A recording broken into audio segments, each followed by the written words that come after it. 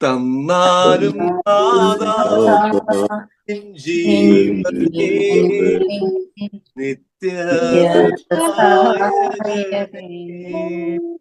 സഹായകനായ കർത്താവായ ത്രിയേക ദൈവത്തെ കണ്ടുകൊണ്ട് നമുക്കൊരു നിമിഷം നമ്മുടെ ഇടത്തേക്കാൾ നെഞ്ചോട് ചേർത്ത് പിടിച്ച് നമ്മൾ കഴിഞ്ഞ നിയോഗങ്ങളും നമ്മുടെ പ്രാർത്ഥനകളും നമ്മുടെ കുടുംബത്തെയും ജീവിത സാഹചര്യങ്ങളും മാതാപിതാക്കളാണെങ്കിൽ മക്കളെ സമർപ്പിച്ച്, മക്കളാണെങ്കിൽ മാതാപിതാക്കളെ സമർപ്പിച്ച്, കൂട്ടായ്മയെ സമർപ്പിച്ച്, സഭയെ സമർപ്പിച്ച്, ഈ കാലഘട്ടത്തിൽ നമ്മൾ കേട്ടുകൊണ്ടിരിക്കുന്ന എല്ലാ അനർത്ഥങ്ങളിൽ നിന്നൊക്കെ മാറി നമ്മളെ പരിപാലിച്ച് നമ്മളെ കൂട്ടായ്മയിൽ നമ്മൾ ചേർത്ത് നിർത്തുമ്പോൾ ആ കർത്താവിനെ കണ്ടുകൊണ്ട് നമ്മൾ ഒരിക്കൽ സ്തുതിക്കാൻ പോവുകയാണ്. വളരെയേറെ നെഞ്ചോട് ചേർന്നപ്പോൾ നമ്മുടെ കുടുംബത്തിലുള്ള എല്ലാവരെയും സമർപ്പിക്കുക. വളരെയേറെ നമുക്ക് സഭയ്ക്ക് വേണ്ടി ഇപ്പൊ ലോകം മുഴുവനും അനുഭവിച്ചുകൊണ്ടിരിക്കുന്ന അനർത്ഥങ്ങളുടെ മേലും എല്ലാത്തിന്റെ മേലും വിശുദ്ധാത്മാവിന്റെ അഭിഷേകം ഉണ്ടാവാൻ വേണ്ടി, കേരളത്തിന്റെ മേലും എന്നാൽ എല്ലാ രാജ്യങ്ങളുടെ മേലും പ്രത്യേകിച്ച് ഈ കാലാവസ്ഥ കെടുതികളുടെയൊക്കെ മേലും വിശുദ്ധാത്മാവിന്റെ അഭിഷേകം കടന്നു വരാൻ വേണ്ടി കർത്താവ് നമ്മളെ പേര് വിളിച്ചതുപോലെ തന്നെ കർത്താവ് വിശുദ്ധാത്മാവിന്റെ അഭിഷേകം എല്ലായിടങ്ങളിലേക്കും കടന്നു ചെല്ലുവാൻ വേണ്ടി നമുക്കൊരു നിമിഷം നമ്മുടെ രാജ്യത്തെയും സമർപ്പിക്കാം, വയനാടിനെയും സമർപ്പിക്കാം, മരണം മൂലം വേർപെട്ടു പോയിട്ടുള്ള എല്ലാ മക്കളെയും സമർപ്പിക്കാം, എല്ലാ അനർത്ഥങ്ങളെയും സമർപ്പിച്ചുകൊണ്ട് ആത്മാവിന്റെ അഭിഷേകം എല്ലാവർക്കും വ്യാപരിക്കാൻ വേണ്ടി നമുക്കൊന്ന് സ്തുതിച്ച് പ്രാർത്ഥിക്കാം. ഹല്ലേലൂയ, ഹല്ലേലൂയ,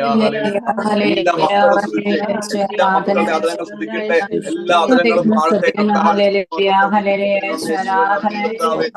കർത്താവേ കർത്താവേ ഞങ്ങളെ പേര്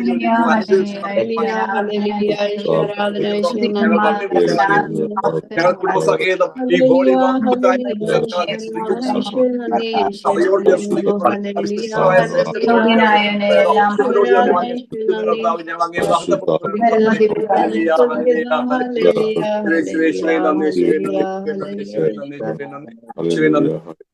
നന്ദി. ഈ പ്രൈസാമർഷിപ്പിന്റെ സമയത്ത് വിശുദ്ധാത്മാവ് എന്നോട് പറഞ്ഞൊരു കാര്യമാണ്. ഞാൻ ഇങ്ങനെ ജപമാലയിൽ കൂടിയിട്ടിരിക്കുമ്പോൾ ഇന്നത്തെ ശുശ്രൂഷയിൽ പ്രത്യേകമായിട്ട് സങ്കീർത്തനങ്ങൾ 115 9 തൊട്ട് 18 വരെയുള്ള വാക്യങ്ങൾ നമ്മൾ ധ്യാനിക്കാൻ പോവുകയാണ്. നമുക്കത് ഈ സമയം ഒരു 5 മിനിറ്റ് കൊണ്ട് നമുക്ക് സമയമുണ്ട്. ആ സമയത്ത് നമ്മൾ ചെയ്യേണ്ട സമയം നമുക്ക് ബൈബിൾ ഉള്ളവർ അത് തുറന്നു കൈ പിടിക്കുക, അതല്ലെങ്കിൽ ഞാനിങ്ങനെ വായിക്കാം ആ വചനങ്ങൾ. നമുക്ക് ഈ സമയം വലിയൊരു വചനത്തിന്റെ അഭിഷേകം നമ്മുടെ ഭവനങ്ങളിലേക്ക്, നമ്മുടെ മക്കളിലേക്ക്, നമ്മുടെ ഭൂമി മുഴുവനിലേക്കും വ്യാപരിക്കാൻ വേണ്ടി നമുക്ക് ഈ സമയം നമ്മൾ പ്രാർത്ഥിക്കുന്ന സമയമാണ്. അതും ഇതൊരു പ്രാർത്ഥന തന്നെയാണ്. വചനത്തിന്റെ വിഷയത്തോട് നമ്മൾ പ്രാർത്ഥിക്കുന്നു. ഞാൻ വചനം വായിച്ച് നമുക്ക് ധ്യാനിക്കാം, നമുക്ക് പ്രാർത്ഥിക്കുന്നു. സങ്കീർത്തനങ്ങൾ 115 നമ്മൾ 9 തുടങ്ങി നമ്മൾ വായിക്കുകയാണ് കേട്ടോ. ഇസ്രായേലെ കർത്താവിൽ ആശ്രയിക്കുവിൻ, അവിടുന്നാണ് നിങ്ങളുടെ സഹായവും പരിചയം. നമ്മൾ ഈ ഓരോ പേര് വായിക്കുമ്പോഴും അഹ്റോന്റെ ഭവനമെന്ന് ആദ്യം പറയും. അപ്പോൾ നമ്മുടെ ഓരോ പേര് അവിടെ ചേർത്ത് നമ്മൾ പ്രാർത്ഥിക്കണം കേട്ടോ. ഇപ്പൊ ഓൾവിനെ അല്ലെങ്കിൽ ഡേവീസെ, തോമസ് എന്നൊക്കെ അവിടെ നമ്മൾ അങ്ങനെ ചിന്തിച്ച് നമുക്ക് പ്രാർത്ഥിക്കാം. ഒരിക്കൽ കൂടി ഞാൻ പ്രാർത്ഥിക്കുന്നു. ഇസ്രായേലെ കർത്താവിൽ ആശ്രയിക്കുവിൻ, അവിടെ നിന്നാണ് നിങ്ങളുടെ സഹായവും പരിചയം. അഹ്റോന്റെ ഭവനമേ കർത്താവിൽ ശരണം വയ്ക്കുവിൻ, അവിടെ നിന്നാണ് നിങ്ങളുടെ സഹായവും പരിചയം. കർത്താവിന്റെ ഭക്തരെ കർത്താവിൽ ആശ്രയിക്കുവിൻ, അവിടെ നിന്നാണ് നിങ്ങളുടെ സഹായവും പരിചയം. കർത്താവിന് നമ്മെക്കുറിച്ച് വിചാരമുണ്ട്. അവിടെ വചനം പറയുന്നു, കർത്താവിന് നമ്മെക്കുറിച്ച് വിചാരമുണ്ട്, അവിടുന്ന് നമ്മെ അനുഗ്രഹിക്കും, അവിടുന്ന് ഇസ്രായേൽ ഭവനത്തെ ആശീർവദിക്കും, അഹ്റോന്റെ ഭവനത്തെ അനുഗ്രഹിക്കും. കർത്താവിന്റെ ഭക്തന്മാരെ ചെറിയവരെയും വലിയവരെയും അവിടുന്ന് അനുഗ്രഹിക്കും. കർത്താവ് നിങ്ങളെ അനുഗ്രഹിക്കട്ടെ, നിങ്ങളെയും നിങ്ങളുടെ മക്കളെയും. ആകാശവും ഭൂമിയും സൃഷ്ടിച്ച കർത്താവ് നിങ്ങളെ അനുഗ്രഹിക്കട്ടെ. കർത്താവ് കണ്ട, ആകാശം കർത്താവിന് മാത്രമുള്ളത്, എന്നാൽ ഭൂമി അവിടുന്ന് മനുഷ്യ മക്കൾക്ക് നൽകിയിരിക്കുന്നു. കർത്താവെ, ഈ വചനത്തോട് ചേർന്ന് ഞങ്ങൾ പ്രാർത്ഥിക്കുന്നു. ആകാശം കർത്താവിന് മാത്രമുള്ളത്, എന്നാൽ ഭൂമി അവിടുന്ന് മനുഷ്യ മക്കൾക്ക് നൽകിയിരിക്കുന്നു. എന്നിട്ട് അവിടെ വീണ്ടും പറയുന്നു, മരിച്ചവരും നിശബ്ദതയിൽ ആണ്ടുപോയവരും കർത്താവിനെ സ്തുതിക്കുന്നില്ല, എന്നാൽ നമ്മൾ ഇന്നും എന്നും കർത്താവിനെ കർത്താവിനെ സ്തുതിക്കുവിൻ. ഈ വചനത്തിന്റെ അഭിഷേകം പ്രാർത്ഥിക്കുമ്പോൾ എനിക്ക് കുറച്ചു മുടിയുള്ളെങ്കിൽ പോലും തോന്നി വരാണ്. ആത്മാവിന്റെ അഭിഷേകം ഭയങ്കരമായിട്ട് വ്യാപരിക്കുന്നു വചനം പറഞ്ഞ് പ്രാർത്ഥിക്കുമ്പോൾ. അപ്പൊ ഈ സമയം നമ്മളെ അനുഗ്രഹിച്ച് ഇതുപോലെ ഒരു കൂട്ടായ്മയിൽ ഒരുമിച്ച് കൂട്ടിയ കർത്താവിനെ കണ്ടുകൊണ്ട് അനേകം ആയിരങ്ങൾ ഇന്ന് കർത്താവിനെ അറിയാതെ ജീവിക്കുമ്പോൾ പേര് ചൊല്ലി വിളിച്ചതിനെ ഓർത്തുകൊണ്ട് ഈ കർത്താവിനെ മഹത്വപ്പെടുത്താൻ വേണ്ടിയാണ് നമ്മൾ വിളിച്ചിരിക്കുന്നത്. ഈ കർത്താവിന്റെ നാമം നമ്മൾ മറ്റുള്ളവരോട് മഹത്വപ്പെടുത്തേണ്ടതിന് നമ്മൾ വചനം പ്രസംഗിച്ചില്ലെങ്കിൽ നമുക്ക് ദുരിതമെന്ന് പറഞ്ഞ കർത്താവിന്റെ ആ വചനം ഫലോസ്തിയോട് ചേർന്നുകൊണ്ട് ഈ വചനം നമുക്ക് ക്ലെയിം ചെയ്ത് നമുക്ക് പ്രാർത്ഥിക്കണം. കണ്ടോ, അവിടെ പറയുന്നു, നമ്മളെ അനുഗ്രഹിക്കും. കർത്താവ് നിങ്ങളെ അനുഗ്രഹിക്കുന്നത്, നിങ്ങളെയും നിങ്ങളുടെ മക്കളെയും അനുഗ്രഹിക്കുന്നത് പറഞ്ഞ കർത്താവിനെ കണ്ടുകൊണ്ട് ഒരിക്കൽ കൂടി ഈ ശുശ്രൂഷയിലേക്ക് ആത്മാവിന്റെ വലിയ അഭിഷേകം കടന്നു വരുവാൻ വേണ്ടി നമുക്ക് സ്തുതിച്ച് പ്രാർത്ഥിക്കാം. Hallelujah, hallelujah, hallelujah. യേശുവേ, നന്ദി കർത്താവേ, മഹത്വം കർത്താവേ. ഈ വചനത്തിന്റെ അഭിഷേകം ഞങ്ങളുടെ ഭവനങ്ങളിലേക്കും ഞങ്ങളുടെ മക്കളിലേക്കും ഞങ്ങൾ ആയിരിക്കുന്നവിടത്തേക്കും ഞങ്ങളുടെ രാജ്യത്തേക്കും ഞങ്ങളുടെ രാജ്യത്തുള്ള ഞങ്ങളുടെ കേരളത്തിലേക്കും എവിടെയെല്ലാം ഈ വചനത്തിന്റെ അഭിഷേകം വ്യാപിക്കട്ടെ കർത്താവേ. ഇതാ ഭൂമിയുടെ മേൽ അധികാരമുള്ള കർത്താവേ, അനർത്ഥങ്ങളിൽ പരിപാലിക്കുന്ന കർത്താവേ, ഞങ്ങൾ അങ്ങേ സ്തുതിക്കുന്നു, ഞങ്ങൾ അങ്ങേ മഹത്വപ്പെടുത്തുന്ന കർത്താവേ, ഞങ്ങൾ അങ്ങേ മഹത്വപ്പെടുത്തുന്ന കർത്താവേ. Hallelujah, hallelujah, hallelujah. യേശുവേ, അഭിഷേകം ഞങ്ങളുടെ കൂട്ടായ്മയിലേക്ക് കൃപയിലേക്ക് വരട്ടെ. Hallelujah, hallelujah.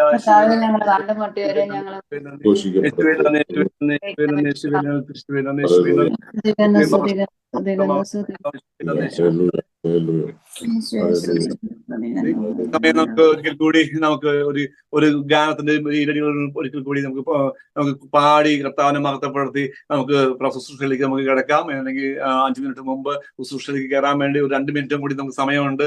ആ സമയത്ത് കൂടി നമുക്ക് ഒരിക്കൽ കൂടി ദൈവം നൽകിയ സകല അനുഗ്രഹങ്ങളെ ഓർത്തുകൊണ്ട്, പ്രത്യേകിച്ച് ഇനി അച്ഛനിലൂടെ കേൾക്കാൻ പോകുന്ന കുടുംബ ക്ലാസ്സിനെ കുറിച്ച്, കുടുംബം എന്താണെന്നതിനെ കുറിച്ചൊക്കെ അച്ഛൻ നമ്മൾ വിശദമായി നമുക്ക് പറഞ്ഞു തരും, നമ്മൾ എങ്ങനെ ആയിരിക്കണമെന്നൊക്കെ.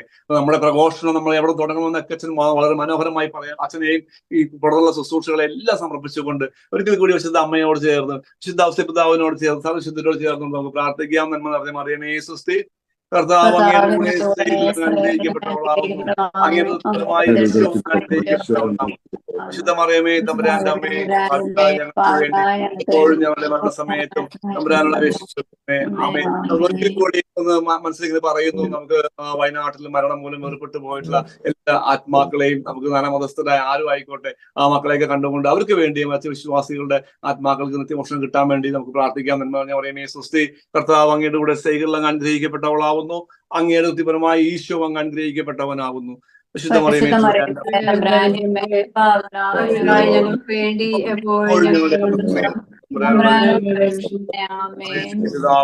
വിശുദ്ധാത്മാവിനും സ്തുതി, അതേപോലെ എപ്പോഴും.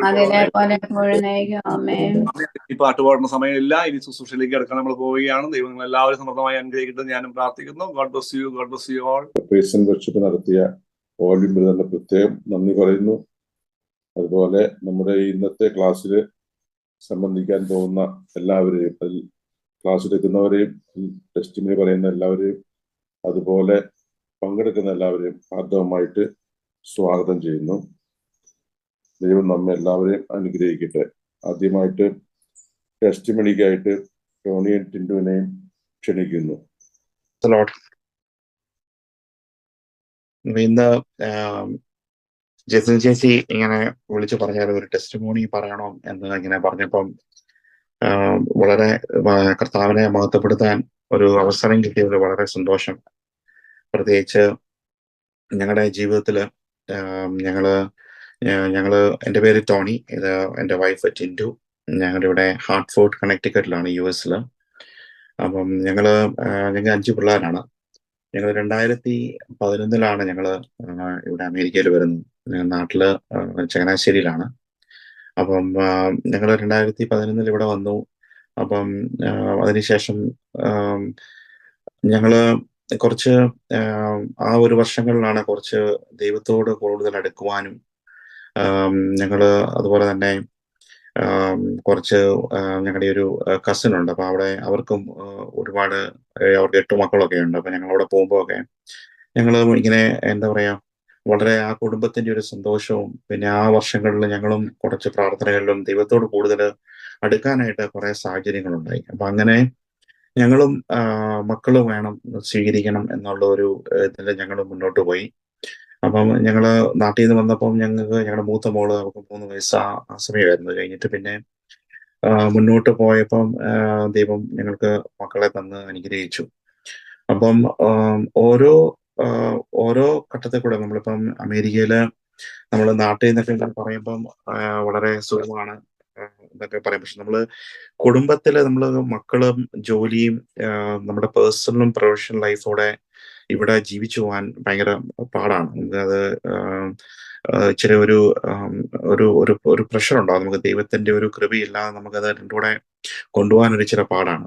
അപ്പൊ ഞങ്ങള് ഇപ്പം തിരിഞ്ഞു നോക്കുമ്പം ഞങ്ങളുടെ ജീവിതത്തില് മക്കള് കൂടുതൽ ഉണ്ടാകുന്ന ഓരോ സമയങ്ങളിലും, അതായത് ഇപ്പം പ്രത്യേകിച്ച് രണ്ടാമത്തവൻ ഉണ്ടായപ്പം, മൂന്നാമത്തെ കുട്ടി ഉണ്ടായപ്പോഴും, നാലാമത്തെ കുട്ടി ഉണ്ടായ സമയങ്ങളിലൊക്കെ ആഹ് ആ സമയത്തൊക്കെ ആ സമയമാകുമ്പം, ഈ ഡെലിവറി സമയമാകുമ്പം എൻ്റെ ജോലി പോകും.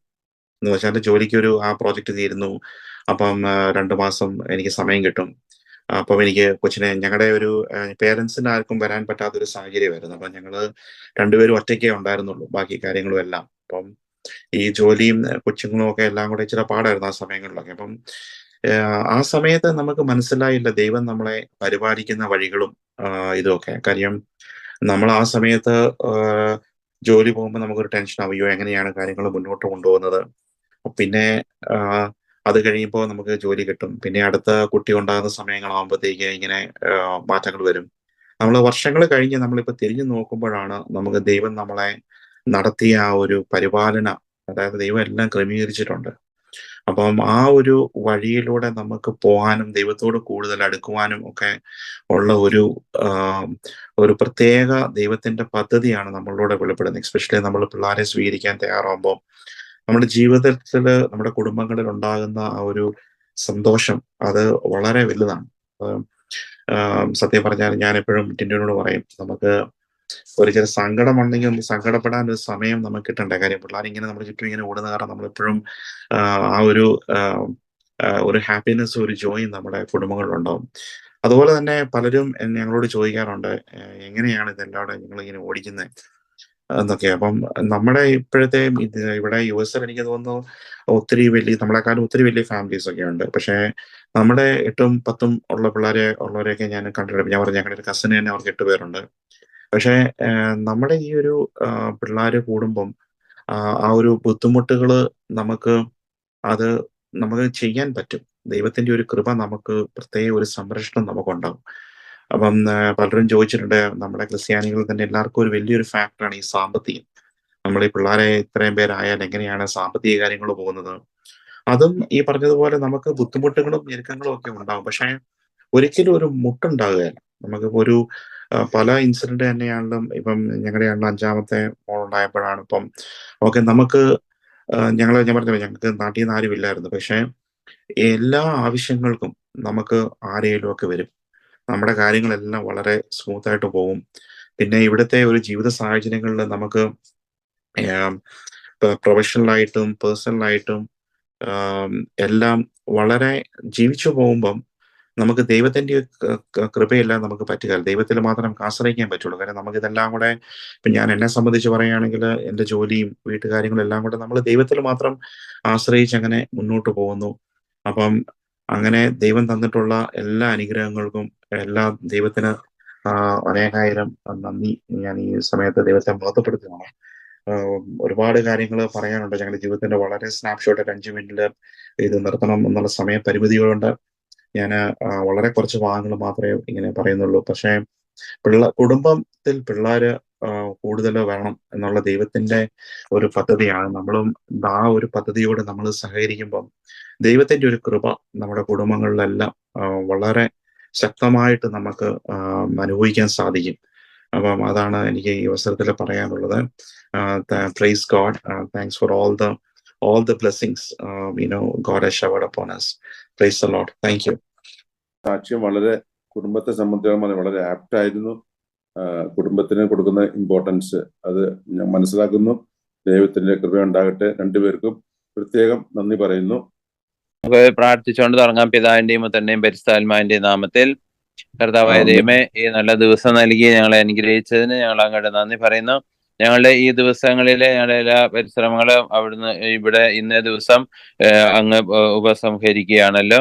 ഞങ്ങൾക്ക് നൽകിയ ഈ വലിയ ദാനത്തിന് ഞങ്ങൾ നന്ദി പറയുന്നു. ഞങ്ങൾ കേട്ടതും പഠിച്ചതുമായ എല്ലാ കാര്യങ്ങളും അങ്ങയുടെ നാമത്തിന്റെ മഹത്വത്തിനും ഞങ്ങളുടെ ജീവിത വിശുദ്ധീകരണത്തിനും സഭയുടെ മഹത്വത്തിനുമായി ഉപയോഗിക്കുവാൻ ഞങ്ങളെ ശക്തരാക്കണമേ, സഹായിക്കണമേ. ഇതിനെ സഹായിച്ചുകൊണ്ടിരിക്കുന്ന പഠിപ്പിക്കുകയും അത് പഠിപ്പിക്കുവാനായിട്ട് മറ്റുള്ളവരെ പ്രേരിപ്പിക്കുകയും അവരിലൂടെ ആ ഫാമിലിയെ കുറിച്ചുള്ള സന്ദേശം എന്താണ്, ക്രൈസ്തവ വീക്ഷണത്തിൽ ഒരു ഫാമിലി എങ്ങനെയാണ്, എന്തായിരിക്കണം എന്നതിനെ കുറിച്ചുള്ള കാര്യങ്ങളാണ് അവിടെ പഠിപ്പിക്കുന്നത്. അപ്പോൾ ഫാമിലിയുടെ വിവിധങ്ങളായ വശങ്ങള്, അതിന്റെ sociological, cultural historical, political, financial, psychological, ഇങ്ങനെ തുടങ്ങി ഒരുപാട് വിഷയങ്ങള് ഈ ഫാമിലി ഇൻസ്റ്റിറ്റ്യൂട്ടിൽ പഠിപ്പിക്കുന്നുണ്ട്. അപ്പോ ഒരു ശരിയായ വിഷൻ, ഫാമിലിയെ കുറിച്ചുള്ള ഒരു ശരിയായ വിഷൻ, സഭയുടെ വിഷൻ മറ്റുള്ളവർക്ക് എത്തിച്ചു കൊടുക്കുക എന്നുള്ളതാണ് മാർപ്പാപ്പ പ്രത്യേകമായിട്ട് മുൻഗണന എടുത്ത് ചെയ്തിരുന്ന ഒരു കാര്യം. അപ്പൊ അതിന് ഫാമിലി നന്നാവണമെങ്കിൽ വിവാഹം വളരെ നന്നായിരിക്കണം. ആ വിവാഹത്തിലൂടെ എടുക്കുന്ന പ്രതിജ്ഞകളും ആ പ്രതിജ്ഞയോട് പുലർത്തുന്ന വിശ്വസ്തതയും അതിനോട് കാണിക്കുന്ന കമ്മിറ്റ്മെന്റ്, ഇന്നത്തെ ലോകത്തിലെ ഏറ്റവും വലിയൊരു പോരായ്മ എന്ന് പറയുന്നത് കമ്മിറ്റ്മെന്റ് എടുക്കാൻ പലർക്കും ധൈര്യമില്ല. ചിലപ്പോഴൊക്കെ അമേരിക്കയിലെ ചില യുവജനങ്ങളോടൊക്കെ ചോദിക്കുമ്പോൾ അവർക്ക് പറയുന്നത് വി അഫ്രൈഡ് ഓഫ്, ഞങ്ങൾ ഭയപ്പെടുന്നു എന്നാണ് പറയുന്നത്. ഇപ്പോ വിവാഹത്തിലേക്ക് പ്രവേശിക്കാതെ എങ്ങനെ കുടുംബം ഉണ്ടാകുന്നത്? അപ്പോ അതിനുള്ള കമ്മിറ്റ്മെന്റ് എടുക്കാനായിട്ട്, സമർപ്പണം ചെയ്യാനായിട്ട് അവർക്ക് സാധിക്കുന്നില്ല. അതിന് അവർ ഭയപ്പെടുന്നു. അതുകൊണ്ട് ഒരുപാട് പേര് കല്യാണമൊന്നും കഴിക്കാണ്ട് ഇങ്ങനെ ഒറ്റത്തടികളായിട്ട് മാറി നിൽക്കുകയാണ്. പലരും ഇങ്ങനെ കഴിഞ്ഞു പോകാറുകയാണ്. അതൊക്കെ ഈ മനുഷ്യരാശിയുടെ വളർച്ചയ്ക്ക് വരുന്ന ഒരു വലിയ ഭീഷണികളാണ്. അതൊക്കെ വളരെ ഗൗരവത്തോടു കൂടി നമ്മൾ വീക്ഷിക്കേണ്ടതായിട്ടുള്ള കാര്യങ്ങളാണ്. പിന്നെ ഈ വളർന്നു വരുന്ന ചില പ്രവണതകള്, കുടുംബത്തിനെതിരായിട്ട് വളർന്നു വരുന്ന ചില പ്രവണതകളുണ്ട്. എന്നോട് ഒരു വേദപാഠ ടീച്ചർ ഒരിക്കൽ ഷെയർ ചെയ്ത ഒരു കാര്യം, ആ ടീച്ചർ ഏതാണ്ട് 7ാം ക്ലാസ്സിലെ കണ്ടെന്ന് പറഞ്ഞു. 7ാം ക്ലാസ്സിലെ കണ്ട് ആ ടീച്ചർ ഫാമിലിയെ കുറിച്ച് പറയുകയായിരുന്നു കുട്ടികളോട്. ഇങ്ങനെയാണ് ഫാമിലി ഉണ്ടായത്. അപ്പോ ദൈവം മനുഷ്യനെ ആദം ഹവ്വയായിട്ട് സൃഷ്ടിച്ചു. പിന്നെ അങ്ങനെ അവരിലൂടെ പരമ്പരകളായിട്ട് കുടുംബം നിലവിലായി ദൈവം സ്ഥാപിച്ചതാണ് കുടുംബം എന്നുള്ള ആശയം അവരെ പഠിപ്പിക്കുകയായിരുന്നു. അപ്പൊ ബൈബിൾ അടിസ്ഥാനമായിട്ട് നമ്മുടെ വിശ്വാസത്തിലൂടെ കുടുംബത്തിന്റെ ഉത്ഭവം എന്താണ് എന്ന് ബൈബിൾ അടിസ്ഥാനമായിട്ട് ആ കുട്ടികളോട് പറഞ്ഞു കൊടുക്കുകയാണ്. അപ്പൊ അതെല്ലാം കഴിഞ്ഞപ്പോൾ ഒരു കുട്ടി എഴുന്നേറ്റ് നിന്ന് ചോദിക്കുകയാണ്, ടീച്ചർ, അത് ഒരു സിസ്റ്റം ഓഫ് ഫാമിലി, അതൊരു ഒരു തിയറി, അതൊരു തിയറി ആണ്, ഒരു തിയറിയാ. പക്ഷെ there are several other theories of families. ഇതുപോലെ വേറെയും പല ഫാമിലി തിയറികൾ ഉണ്ട് എന്ന് പറയാം. അതിന്റെ അർത്ഥം ആ കുട്ടി ഉദ്ദേശിച്ചത് ഒരു ഫാമിലി എന്നുള്ളതിന് ഒരു പുരുഷനും സ്ത്രീയും വേണമെന്ന് നിർബന്ധം, അല്ലെങ്കിൽ ഒരു ഭാര്യയും ആവശ്യമില്ല എന്നുള്ളതിലേക്കാണ് ആ കുട്ടി പറഞ്ഞു വരുന്നത്. എന്താണ് ആ കുട്ടി ഉദ്ദേശിച്ച ഫാമിലി സിസ്റ്റം എന്ന് പറയുന്നത്? 2 മനുഷ്യ വ്യക്തികൾ തമ്മിൽ യോജിച്ചാൽ മതി എന്നുള്ള ആശയത്തിലാണ് ആ കുട്ടി അങ്ങനെ ധരിച്ചു വെച്ച്. അപ്പോ പലപ്പോഴും നമ്മുടെ കുഞ്ഞു മക്കളിൽ പോലും ചിത്രീകരിക്കപ്പെട്ടിരിക്കുകയോ അവർ അണ്ടർസ്റ്റാൻഡ് ചെയ്യുകയോ മനസ്സിലാക്കുകയോ ഒരു ദുർഭഗമായ അവസ്ഥ ഉണ്ട്. അപ്പൊ അത് നമ്മുടെ വിശ്വാസത്തിന്റെ തന്നെ ഒരു വലിയ ചലഞ്ചാണ്. ഈ കുടുംബം എന്ന ആ യാഥാർത്ഥ്യത്തെ നിഷേധിക്കുന്ന ഒരു അവസ്ഥ. അപ്പൊ ബൈബിൾ അധിഷ്ഠിതമായിട്ടുള്ള നമ്മുടെ കുടുംബത്തെ കുറിച്ചുള്ള നമ്മുടെ നാച്ചുറൽ ആയിട്ടുള്ള ഇന്നേ വരെ നമ്മൾ പഠിപ്പിച്ചിട്ടുള്ളതും നൂറ്റാണ്ടുകളായിട്ട് നമ്മൾ അനുവർത്തിച്ചു വരുന്നതുമായ ആ കുടുംബ സിസ്റ്റത്തെ തകർക്കുന്ന വിധത്തിലുള്ള ഒരുപിടി പല പ്രത്യയശാസ്ത്രങ്ങള് ഇന്ന് നമ്മുടെ വളർന്നു വരുന്ന തലമുറയെ സ്വാധീനിക്കുന്നുണ്ട് എന്നുള്ളത് ഒരു സത്യമായിട്ട് എനിക്ക് തോന്നുകയാണ്. അതിന്റെ പല അനുരണനങ്ങള് നമ്മളുടെ വേദപാഠ ക്ലാസ് മുതല് കുടുംബങ്ങളില്, സ്കൂളുകളില് ഒക്കെ അത് പ്രതിഫലിക്കുന്നുണ്ട്. അതൊരു വലിയ ദുർഭാഗ്യമായ അവസ്ഥയാണ്. അപ്പൊ നമ്മൾ കൊച്ചുനാള് മുതല് നമ്മൾ എന്താണ് ഒരു കുടുംബത്തിന്റെ ഒറിജിൻ, എങ്ങനെയാണ് എന്നുള്ളത് വിശ്വാസത്തിന്റെ കണ്ണുകളെ കൊണ്ട് കാണാനായിട്ട് അവരെ പഠിപ്പിക്കണം. എന്നാൽ മാത്രമേ അതില് അവർ നിലനിൽക്കാനായിട്ട് കഴിയുകയുള്ളൂ. അല്ലെങ്കിൽ അവരിങ്ങനെ പലതും കേട്ട് പല ജങ്ക് സോഴ്സിൽ നിന്ന്, ഈ യൂട്യൂബിൽ നിന്നും അവിടുന്ന് ഇവിടുന്നൊക്കെ വിളിച്ചു പറയുന്നതൊക്കെ കാര്യങ്ങളാണ് നമ്മുടെ കുഞ്ഞുമക്കളിലേക്ക്, ഇളം തലമുറയിലേക്ക് വന്നു വരുന്നത്. അത് പിന്നെ അതൊക്കെയാണ് സത്യം എന്ന് വിചാരിച്ച് അവര് ഈ പരമ്പരാഗതമായിട്ടുള്ള അല്ലെങ്കിൽ നാച്ചുറൽ ഫാമിലി സിസ്റ്റത്തെ അവര് മറികടക്കുവാനോ അത് നിഷേധിക്കുവാനോ അതിനെ തള്ളിപ്പറയാനോ ഒക്കെ ഇടയാകുന്ന ഒരു കൾച്ചർ വളർന്നു വരുന്നുണ്ട് എന്നുള്ളത് നമുക്ക് വളരെ ഭീതിയോടെ വേണം നമ്മൾ കാണാനായിട്ട്. അപ്പൊ നമ്മൾ വിശ്വാസത്തോടു കൂടി നമ്മൾ നോക്കി കാണുമ്പോൾ ഫാമിലി എന്ന് പറയുന്നത് ദൈവം സൃഷ്ടിച്ചതും ദൈവം ഒരുമിച്ച് കൊണ്ടുവന്ന് ആക്കിയതുമായ ഒരു വിവാഹ വേദി ഉണ്ട് പറുദീസായില്. ആ പറുദീസായിൽ നിന്ന് ഉയർന്നു വന്നതാണ് കുടുംബം എന്ന് പറയുന്ന കൺസെപ്റ്റ്, ആശയം. അതിലൂടെയാണ് വംശം നിലനിൽക്കേണ്ടത് എന്നൊക്കെയുള്ള തത്വങ്ങൾ നമ്മൾ അവരെ പഠിപ്പിക്കാനായിട്ട് നമുക്ക് സാധിക്കണം. നമുക്ക് എല്ലാവർക്കും സാധിക്കട്ടെ. അപ്പൊ ദൈവം കർത്താവ് പോലെ സ്വീകരിച്ചത് അങ്ങനെയുള്ള ഒരു സിസ്റ്റത്തെയാണ്. അവിടുന്ന് ഒരു കുടുംബത്തിലെ അപ്പന്റെയും അമ്മയുടെയും വിധേയത്വത്തിലാണ് വളർന്നു വന്നത്. അവർക്ക് കീഴ്പ്പെട്ട് അവിടുന്ന് വളർന്നു വന്നു. അങ്ങനെ അവർ പറഞ്ഞതനുസരിച്ചും അവർ പറയുന്നത് കേട്ടും ഒരു കുടുംബത്തിന്റെ പശ്ചാത്തലത്തില്, ഒരു കുടുംബത്തിന്റെ എൻവയൺമെന്റിലാണ് ദൈവം നമ്മുടെ മുമ്പിൽ അവതരിച്ചത്. അപ്പൊ ആ ഫാമിലി സിസ്റ്റത്തെ നമുക്ക് ഭദ്രമായിട്ട് സൂക്ഷിക്കേണ്ടത് ഒരു ആവശ്യമാണ്. അതിന് എന്തെങ്കിലും ഭീഷണി വരുന്നത് നമ്മുടെ മാനവ വംശത്തിന്റെ തന്നെ അടിത്തറയിലേക്ക് വരുന്ന ഒരു വലിയ ഭീഷണിയാണ് എന്നുള്ള കാര്യം നമുക്ക് മറക്കാതിരിക്കാം. നമുക്ക് അതിനുവേണ്ടി പ്രാർത്ഥിക്കുകയും അതിനുവേണ്ടി പരിശ്രമിക്കുകയും ചെയ്യാം. നമുക്ക് പ്രാർത്ഥിക്കാം. കർത്താവേ ഈശോയെ, അവിടുന്ന് ഒരു കുഞ്ഞായി ഞങ്ങളുടെ മധ്യത്തിലേക്ക് ഒരു കുടുംബത്തിലാണല്ലോ വന്ന് പിറക്കുവാൻ ഇടയായത്.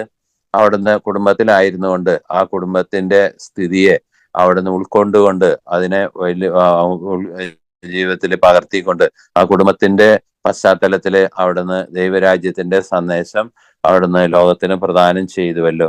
അവിടുത്തെ ദൗത്യം പൂർത്തീകരിക്കുവാനായിട്ട്, രക്ഷാകര രഹസ്യം പൂർത്തീകരിക്കുവാനായിട്ട് അവിടുന്ന് സ്വീകരിച്ചത് ഒരു കുടുംബത്തിന്റെ പ്ലാറ്റ്ഫോം അല്ലെ പശ്ചാത്തലമാണല്ലോ. ആ കുടുംബങ്ങളെല്ലാം ഇന്നും അതേപടി തന്നെ നിലനിന്നുകൊണ്ട് ഈ മനുഷ്യവംശത്തിന് ഒരു നിലനിൽപ്പും അടിത്തറയും ഉണ്ടാക്കുവാനായിട്ട് കർത്താവെ അതൊന്ന് സഹായിക്കണമേ.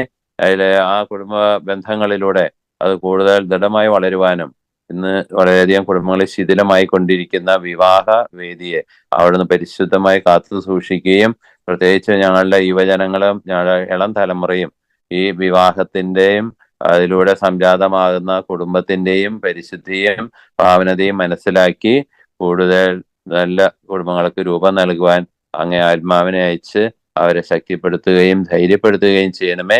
പലപ്പോഴും ഞങ്ങളുടെ യുവജനങ്ങൾ ഭയപ്പെട്ട് മാറി നിൽക്കുന്ന ചില സാഹചര്യങ്ങളൊക്കെ ഉണ്ട്. അവർക്ക് വേണ്ട കൃപ നൽകി അവരെ ശക്തിപ്പെടുത്തി ധൈര്യപ്പെടുത്തി ഈ വിവാഹം എന്ന കൂദാശയിലൂടെ നല്ല കുടുംബങ്ങള് ഞങ്ങളുടെ സമൂഹത്തില് ഉണ്ടാകുവാനും അപ്രകാരമുള്ള ഒരു കൾച്ചർ, ഒരു സംസ്കാരം നിലനിൽക്കാനും കർത്താവെ ഞങ്ങളെ സഹായിക്കണമേ, ശക്തരാക്കുകയും ചെയ്യണമേ. നന്മ നിറഞ്ഞ മറിയമേ സ്വസ്തി, കർത്താവ് അങ്ങയോടുകൂടെ സ്ത്രീകളിൽ അങ്ങ് അനുഗ്രഹിക്കപ്പെട്ടവളാകുന്നു. അങ്ങയുടെ ഉദരത്തിൻ ഫലമായി ഈശോ അനുഗ്രഹിക്കപ്പെട്ടവനാകുന്നു.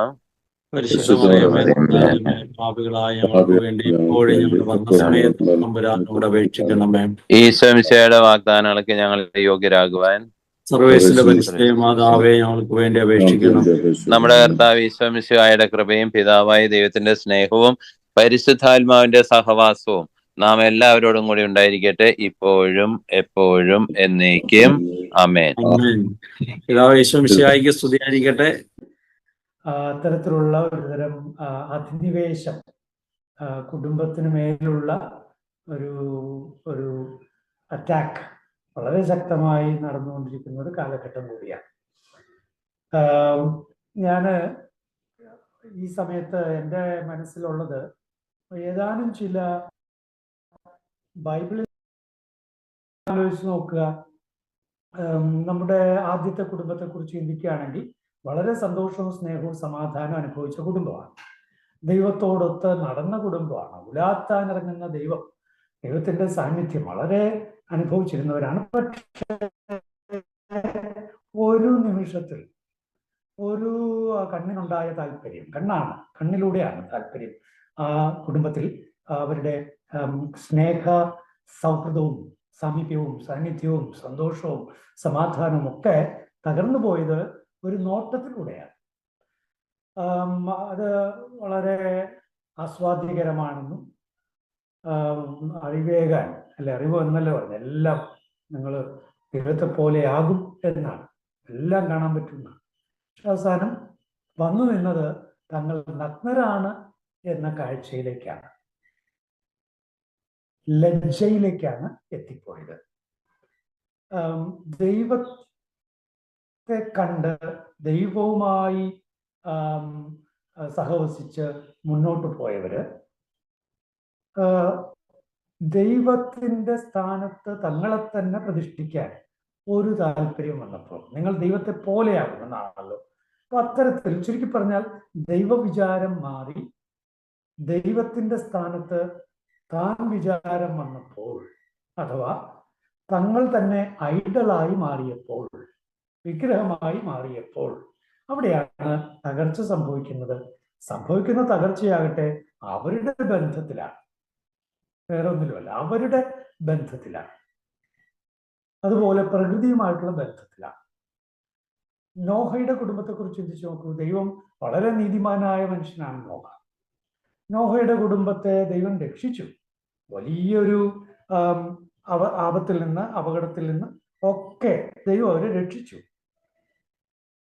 പക്ഷേ ആ കുടുംബത്തെക്കുറിച്ചൊന്ന് ചിന്തിച്ചു നോക്കുമ്പോൾ അവിടെ വലിയൊരു നാശം സംഭവിക്കുന്നത് നമ്മൾ കാണുന്നുണ്ട്.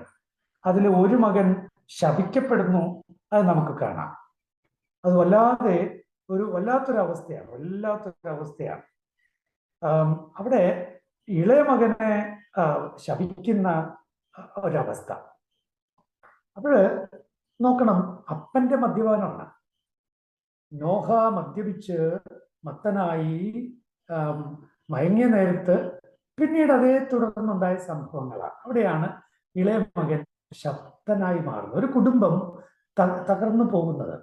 നമ്മൾ ആദ്യത്തിൽ അത് തന്നെയാണ്. മാതാപിതാക്കള് ദൈവത്തിന്റെ സ്ഥാനത്ത് തങ്ങളെ തന്നെ വയ്ക്കാൻ ശ്രമിച്ചതിന് ശേഷം പിന്നീട് സംഭവിക്കുന്നതോ, അവിടെ ആദ്യം ഒരു വിള്ളല് അവർ തമ്മിലുണ്ടായി. ഈ സ്ത്രീ എന്നാണ് ആദ്യം പറഞ്ഞത്. ഈ സ്ത്രീ, നീ എനിക്ക് കൂട്ടിന് തന്ന ഈ സ്ത്രീ. അപ്പോ ഒരു വിള്ളല് ചെറുതായിട്ടുണ്ടായി. പിന്നീടോ മക്കളിലേക്ക് എത്തുമ്പോൾ ആ വിള്ളല് കൊലപാതകത്തിലേക്കാണ് മാറുന്നത്. അപ്പോ അതുപോലെ നോക്കൂ, ഇവിടെ അപ്പന്റെ ഒരു മദ്യപാനത്തിന്റെ ഒരു വിഷയം. വലിയ കൃപയുള്ള കുടുംബമാണ്, ഒത്തിരി ദൈവത്തിന്റെ അനുഗ്രഹം സ്വീകരിച്ച കുടുംബം. പക്ഷെ അവിടെ ഒരു പ്രശ്നത്തിലൂടെ അത് മക്കളുടെ തന്നെ പ്രശ്നമായിട്ട് മാറുന്നു. അബ്രാഹത്തിന്റെ കുടുംബത്തിലേക്ക് കടന്നു വന്നാൽ നമുക്ക് കാണാൻ കഴിയുന്നത് ദൈവത്തിന് ഇഷ്ടപ്പെട്ട, നീതിമാനായി ജീവിച്ച, ദൈവം പറഞ്ഞതുപോലെയൊക്കെ ചരിച്ച ഒരു മനുഷ്യൻ. പക്ഷെ അവിടെ ഒരു ചെറിയൊരു പ്രശ്നം നമ്മൾ കാണുന്നുണ്ട്, അല്ലേ? 75 വയസ്സില് ദൈവം ഒരു വാഗ്ദാനം കൊടുക്കുന്നു, മക്കളില്ലാത്ത അബ്രാഹത്തിനും സാറായിട്ടും. പക്ഷെ ആ വാഗ്ദാനം പൂർത്തിയാവുന്നില്ല. 10 വർഷം കാത്തിരുന്നു. അപ്പോൾ സാറയുടെ ഒരു ഉപദേശം, എൻ്റെ ദാസിയെ പ്രാപിക്കുക. അപ്പോ ദൈവത്തിന്റെ വാഗ്ദാനത്തെ കാത്തിരുന്ന 10 വർഷമായി മടുത്തു. അപ്പൊ പിന്നെ ഭാര്യയിലൂടെ മറ്റൊരു വശത്തേക്ക് കാര്യങ്ങൾ നീങ്ങുകയാണ്. അത് എവിടെ ചെന്ന് നിന്നു എന്ന് നമുക്കറിയാം. കാട്ടുകഴുതയ്ക്കൊത്ത മനുഷ്യൻ എന്നാണ് ഇസ്മായിലിനെ വിളിക്കുന്നത് ബൈബിള്. കാട്ടുകഴുതയ്ക്കൊത്ത മനുഷ്യൻ. എല്ലാവരുടെയും കര അവനെതിരെയും അവന്റെ കര എല്ലാവർക്കും എതിരെയായിരിക്കും. നോക്കുക, ദൈവത്തോട് ചേർന്ന് ജീവിച്ച ഒരു കുടുംബത്തിൽ ദൈവത്തിന്റെ ഹിതത്തിന് വ്യത്യസ്തമായ, അതും തങ്ങൾക്ക് അവര് കാത്തിരുന്നു, 10 വർഷമൊക്കെ ഇരുന്നു. അത്രയും കാത്തിരുന്നിട്ട് പിന്നെ തങ്ങളുടെ ബുദ്ധി ഉപയോഗിച്ചു. അവിടെയാണ് കാട്ടുകഴുതയ്ക്കൊത്ത മനുഷ്യൻ ജനിക്കുന്നത്. ഇങ്ങനെ ഒരു കുടുംബത്തിലെ അവസ്ഥ, ഭാര്യയുടെ വാക്കുകേട്ട് ദൈവത്തിന്റെ വാഗ്ദാനത്തെ നിരസിച്ച വിശ്വാസികളുടെ പിതാവ്. പക്ഷെ അവസാനം ദൈവത്തിന്റെ വാഗ്ദാനം തന്നെ നിറവേറി. അത് നമുക്ക് അറിയാവുന്നതാണ്. 100 വയസ്സായ 25 വർഷം കാത്തിരുന്നിട്ടാണ്. ഇനി മറ്റൊരു കുടുംബം, നമുക്ക് ഇങ്ങനെ കുടുംബങ്ങളാണെങ്കിൽ ഇഷ്ടം പോലെ ഉണ്ട്, ബൈബിളിലെ കുടുംബങ്ങൾ ഇഷ്ടം പോലെ ഉണ്ട്. നിങ്ങളൊന്ന് ആലോചിച്ച് നോക്ക്. യാക്കോബിന്റെ കുടുംബം, അല്ല അതിനു മുമ്പ് നമ്മുടെ ഇസ്ഹാക്കിന്റെ കുടുംബം. ഇസ്ഹാക്കിന്റെ കുടുംബത്തിലൊരു സംഭവം നമുക്കറിയാം. അവിടെ രണ്ട് മക്കള്, ഏസാവും യാക്കോബ്. പക്ഷേ അവിടെ അമ്മ ഒരു പക്ഷത്ത് നിൽക്കുന്നുണ്ട്, യാക്കോബിന്റെ പക്ഷത്ത് നിൽക്കുന്നുണ്ട്. അങ്ങനെയാണ് അപ്പനെ ചതിച്ച് കടിഞ്ഞൂൽ പുത്രാവകാശം യാക്കോബിന് കിട്ടുന്നത്. ശരിയാണ്, ഏസാവിന്റെ വിശപ്പ് അവനെ അന്ധനാക്കി. അവന് എന്തിനാ എനിക്ക് കടിഞ്ഞൂൽ പുത്രാവകാശം മരിച്ചിട്ട് എന്ത് കാര്യം എന്ന് പറഞ്ഞിട്ട് ഇതൊക്കെ ശരിയാണെങ്കിലും ഒരു കുടുംബത്തിൽ മക്കളെ മാതാപിതാക്കള് എങ്ങനെ കരുതുന്നു, പ്രത്യേകിച്ച് പക്ഷപാതത്തിന്റെ അതൊരു പ്രശ്നമാണത്. പക്ഷാഭേദം എന്ന് മലയാളത്തില്, നല്ല മലയാളം അതാണെന്നാണ് പറയുന്നത്, എന്തും ആവട്ടെ നമ്മുടെ ഭാഷയിൽ പക്ഷപാതം. അപ്പോഴ് മക്കളുടെ ഇടയിൽ തന്നെ പക്ഷപാതം കാണിക്കുന്ന മാതാപിതാക്കളെ കുറിച്ച് ചിന്തിക്കാൻ ഇടയാക്കുന്നൊരു കുടുംബമാണത്. അത് നമ്മൾ ചിന്തിക്കേണ്ടത് തന്നെയാണ്. ഇനി യാക്കോബിന്റെ കുടുംബത്തിലാണെങ്കിൽ പിന്നീട് നമുക്ക് കാണാൻ കഴിയുന്നുണ്ട് വലിയ പ്രശ്നങ്ങൾ. 12 മക്കള്, പിന്നെ ആ മക്കളുടെ ഇടയിൽ പ്രശ്നങ്ങൾ, ജോസഫിന്റെ കാര്യം, അതുപോലെ ബെഞ്ചമിന്റെ കാര്യം നമുക്കറിയാം. ഇതൊക്കെ കുടുംബങ്ങളിൽ മക്കൾക്കിടയിൽ ഉണ്ടാകാവുന്ന പ്രശ്നങ്ങൾ, അവരുടെ അഹം വിഷയങ്ങൾ, ഇതൊക്കെ നമ്മൾ ശരിക്കും അതെല്ലാം നമ്മുടെ കുടുംബത്തിൽ നമുക്ക് കാണാൻ കഴിയും. ഈ ഒരുത്തൻ ഒരു കാര്യം എന്തോ പ്ലസ് ആഡഡ് ആയിട്ട് കിട്ടുന്നു, അതേക്കുറിച്ച് മറ്റുള്ളവർക്കൊക്കെ അസ്വസ്ഥത ഉണ്ടാകുന്നു, മക്കളുടെ ഇടയിൽ ഉണ്ടാകുന്ന ജലസി, ഇതെല്ലാം വളരെ നമ്മുടെ കുടുംബത്തിലെ കുഞ്ഞു കുഞ്ഞു കാര്യങ്ങളൊക്കെ നമുക്ക് ബൈബിളിലെ കുടുംബങ്ങളിൽ കാണാൻ കഴിയും.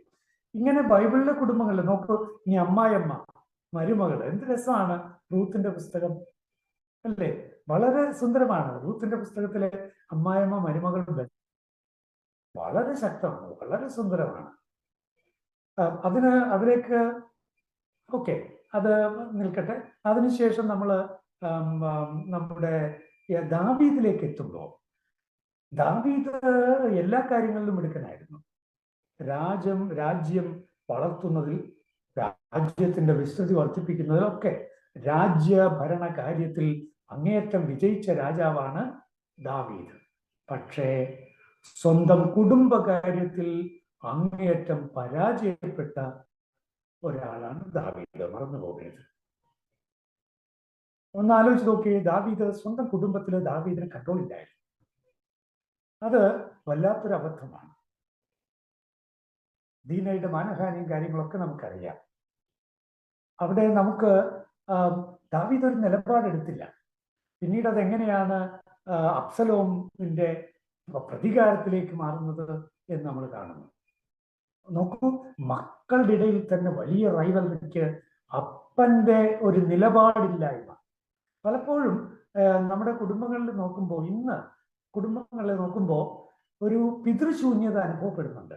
പിതൃശൂന്യത എന്ന് ഞാൻ പറയുന്നത്, അപ്പൻ ഒരു കുടുംബത്തിൽ അപ്പന്റെ പ്രസൻസ് അനുഭവപ്പെടുന്നില്ല. അതായത് ഒരു വിഷയം ഉണ്ടാകുമ്പോൾ മുങ്ങിക്കളയുന്ന അപ്പൻ, ഒരു പ്രശ്നത്തിൽ ഇടപെടാത്ത അപ്പൻ, കൃത്യമായൊരു നിലപാട് പറയാത്ത അപ്പൻ. ഒരുപക്ഷെ ഒന്നിടപെട്ട് ഒരൊറ്റ വാക്ക് പറഞ്ഞിരുന്നെങ്കിൽ പിന്നീട് ഉണ്ടാകാവുന്ന പല പ്രശ്നങ്ങളും മാറിക്കിട്ടിയേനെ. പക്ഷെ അത്തരത്തിലുള്ള ഒരു മുങ്ങൽ വിദഗ്ധനായ അപ്പനെ ഇന്ന് പല കുടുംബങ്ങളിലും കാണാൻ കഴിയുന്നുണ്ട്. അമ്മ എല്ലാ കാര്യത്തിലും ഇടപെട്ട് അമ്മ എല്ലാവരുടെയും നീരസവും പിടിച്ചു പറ്റി അങ്ങനെ നടക്കുന്നൊരവസ്ഥയുണ്ട്. ഇത് ഞാൻ ഇവിടുത്തെ അമേരിക്കയിലെ കാര്യം ആയിരിക്കില്ല കേട്ടോ ഞാൻ പറയുന്നത്, ഞാൻ ഇന്ത്യയിലെ കാര്യം കേരളത്തിലെ കാര്യമൊക്കെ ആയിരിക്കും പറയുന്നത്. പക്ഷെ നിങ്ങൾ ചിന്തിക്കുക, ഇതിൽ കഥയുണ്ടോ, കാര്യമുണ്ടോ? ദാവീദ് വലിയൊരു പരാജയമായിരുന്നു, ഒരു അപ്പൻ എന്നുള്ളതിൽ വലിയ പരാജയമായിരുന്നു. പിന്നീട് അബ്സലോം അവിടുന്ന് ഒളിച്ചോടുന്നുണ്ട്. പിന്നീട് നമുക്കറിയാം അബ്സലോമിനെ തിരികെ കൊണ്ടുവരുന്നു. പക്ഷെ അപ്പോഴും അപ്പന് മകന്റെ മേൽ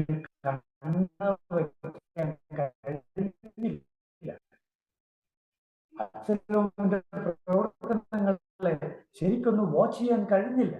അവൻ എന്തൊക്കെ ചെയ്യുന്ന അപ്പനെതിരെ ആളെ കൂട്ടിക്കൊണ്ടിരിക്കുന്ന അവസാനം ദാവീദിന് ഒളിച്ചോടേണ്ട അവസ്ഥയുണ്ടായി. ഒരു കുടുംബത്തിന്റെ അവസ്ഥ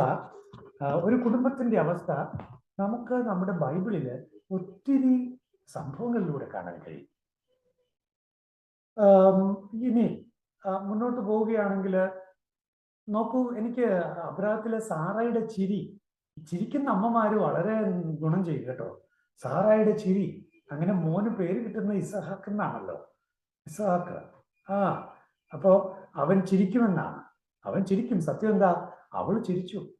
അപ്പോ കുടുംബത്തിലെ അമ്മമാര് കുറെ കൂടി നർമ്മബോധവും കുറെ കൂടി അല്പം കൂടി വിശാലമായ ഒരു മനസ്സും ഒരു ചിരിപ്പിക്കുന്ന ഒരു അവസ്ഥയുമൊക്കെ അമ്മമാര് സ്വന്തമാക്കുന്നത് നല്ലതാണ്.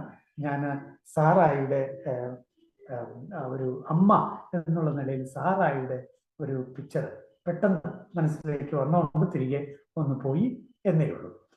ഇനി നോക്കുക, പുതിയ നിയമത്തിലേക്ക് വന്നാൽ ഞാൻ പറയും, ആ തിരുക്കുടുംബത്തിൽ നോക്കിയാൽ ധ്യാനമുള്ള അമ്മയും ജ്ഞാനമുള്ള അപ്പനും ആണ്. ധ്യാനമുള്ള അമ്മ എല്ലാം ഹൃദയത്തിൽ സംഗ്രഹിച്ച് അതേക്കുറിച്ച് ചിന്തിച്ചുകൊണ്ടിരുന്ന അമ്മ. ശരിയാണ്. നോക്കൂ, ചിതറിപ്പോകാൻ എല്ലാ സാധ്യതയുമുള്ളത്. നോക്കണം, അവിടെ ഉപയോഗിച്ചിരിക്കുന്ന പദം ഏതാണെന്ന് അറിയാവോ? സിൻബള്ളോ എന്നാണ്. സിൻബള്ളോ മറിയം ചെയ്ത പണിയാണ്. സിൻബള്ളോ. എന്താ സിൻബള്ളോ? ബള്ളോ എന്ന് വെച്ചാൽ എറിയുക, സിൻ ഒരിടത്തേക്ക്, ഒന്നിച്ച്. അതായത് പല സംഭവങ്ങൾ, ചിതറിക്കാവുന്ന പല സംഭവങ്ങളും ഉണ്ടാകുമ്പോഴും ഒന്നാലോചിച്ച് നോക്കിയേ, ദൈവദൂതൻ പ്രത്യക്ഷപ്പെടും. അത് വലിയ സന്തോഷത്തിന്റെ ഒരു സംഭവമാണ്. പിന്നെ എലിസബത്തിനെ കുറിച്ച് അറിയുന്നു, യാത്ര ചെയ്യുന്നു, അവിടെ ചെല്ലുന്നു, വലിയ സന്തോഷത്തിന്റെ സംഭവമാണ്. പിന്നെ ജോസഫിന് സംശയം ഉണ്ടാവുന്നു, സങ്കടത്തിന്റെ സംഭവമാണ്. പിന്നെ അവര് ഒന്നിച്ചു വരുന്നു, അപ്പോഴാണ് ഗർഭിണിയായിരിക്കുന്ന മറിയം, അതിന്റെ പ്രശ്നങ്ങള്. ഇനി അവർ യാത്ര ചെയ്യേണ്ടി വരുന്നു, സംശയമുണ്ടാകാം. ഓ, ഇത്രയും ഹാർഡായിട്ടുള്ള യാത്ര, ഓ എന്തൊരു യാത്രയായത്. 155 or 160 കിലോമീറ്റർ എങ്കിലും യാത്ര ചെയ്തിട്ടുണ്ടാവും കേട്ടോ. ബത്ലഹേം വരെ, നസറത്ത് നിന്ന് ബത്ലഹേം വരെ ഗർഭിണിയായിരിക്കുന്ന അവസ്ഥയിൽ. അന്ന് ട്രെയിനില്ല, ഒന്നുമില്ലല്ലോ. ഈ വണ്ടിക്ക് വരണ്ടേ. 167 കിലോമീറ്ററാണ് ഐൻകരമിലേക്ക് യാത്ര ചെയ്തതെന്ന്. അത് പക്ഷേ ചെറുപ്പക്കാരിയാണ്, അവൾ ആ നേരത്ത് ഗർഭിണി എന്നുള്ള അസ്വസ്ഥതകളില്ലാത്ത അവസ്ഥയാണ്. പക്ഷെ പിന്നീട് ബത്ലഹേമിലേക്കുള്ള യാത്ര എന്ന് പറയുന്നത് വളരെ ക്ലേശം പിടിച്ചതാണ്. പൂർണ്ണ ഗർഭിണിയായിരിക്കുന്ന മറിയമാണ് ജോസഫിനോട് യാത്ര ചെയ്യേണ്ടി വരും. അപ്പോൾ സങ്കടകരമായ, അതും സംശയമുളവാക്കാവുന്ന സാഹചര്യങ്ങൾ. ഇനി കാലിത്തൊഴുത്തില് ജന്മം കൊടുക്കുന്ന ഈശോയ്ക്ക് ജന്മം കൊടുക്കേണ്ട അവസ്ഥ, അതും വളരെ വിഷമം പിടിച്ചതാണ്. പിന്നീടാണ് ഓടിപ്പോകേണ്ട അവസ്ഥ. ദൈവമാണെന്നല്ലേ പറഞ്ഞു, എന്നിട്ടെന്താ ഇങ്ങനെയൊക്കെ? ചിതറിപ്പോകാവുന്ന അവസ്ഥയാണ് അതൊക്കെ. ചിതറിപ്പോകാവുന്ന അവസ്ഥയാണ്. വിശ്വാസമൊക്കെ നഷ്ടപ്പെടാവുന്ന ഒരു അവസ്ഥയാണ്. ഇനി 12 വയസ്സിൽ കാണാതാവുന്ന അവസ്ഥ. ഇങ്ങനെ പല കാര്യങ്ങൾ നോക്കൂ. പിന്നെ കുഞ്ഞ് ജനിച്ചപ്പോഴേക്കും ദാ വരുന്നു ആട്ടിടയന്മാര്, മാലാഖ പറഞ്ഞത്രേ, സന്തോഷത്തിന്റെ അവസ്ഥ. കുറെ കൂടി കഴിയുമ്പോൾ കിഴക്കുന്ന ജ്ഞാനികൾ വരുന്നു, ഭയങ്കര സന്തോഷം. പ്രിയപ്പെട്ടവരെ, സന്തോഷം കൊണ്ടോ സങ്കടം കൊണ്ടോ സംശയം കൊണ്ടോ ഒക്കെ ചിതറിപ്പോകാം. പക്ഷെ മറിയം ഇതെല്ലാം എന്ത് ചെയ്തു? സിൻബള്ളോ, ഒരിടത്തേക്ക് എറിഞ്ഞു. ധ്യാനാത്മക മനസ്സിന്റെ സവിശേഷതയാണത്. അതിന്റെ ജസ്റ്റ് ഓപ്പോസിറ്റ് എന്താണെന്നറിയാവോ? ജസ്റ്റ് ഓപ്പോസിറ്റ് ദിയബള്ളോ എന്നതാണ്. താലങ്ങും വിലങ്ങും എറിയുക, താലങ്ങും വിലങ്ങും എറിയുക, അതാണ് ദിയബള്ളോ. ആ ദിയബള്ളോയിൽ നിന്നാണ് ഡെവിൾ എന്ന വാക്ക് വരുന്നത് നോക്കണം. ഡയബോളിക് എന്ന വാക്ക് വരുന്നത് നോക്കണം. അതായത് ചിതറിക്കലിന്റെ ആത്മാവ്, അതാണ് അശുദ്ധാത്മാവ്. താലങ്ങും വിലങ്ങും എറിയുന്ന ഏർപ്പാടാണ്.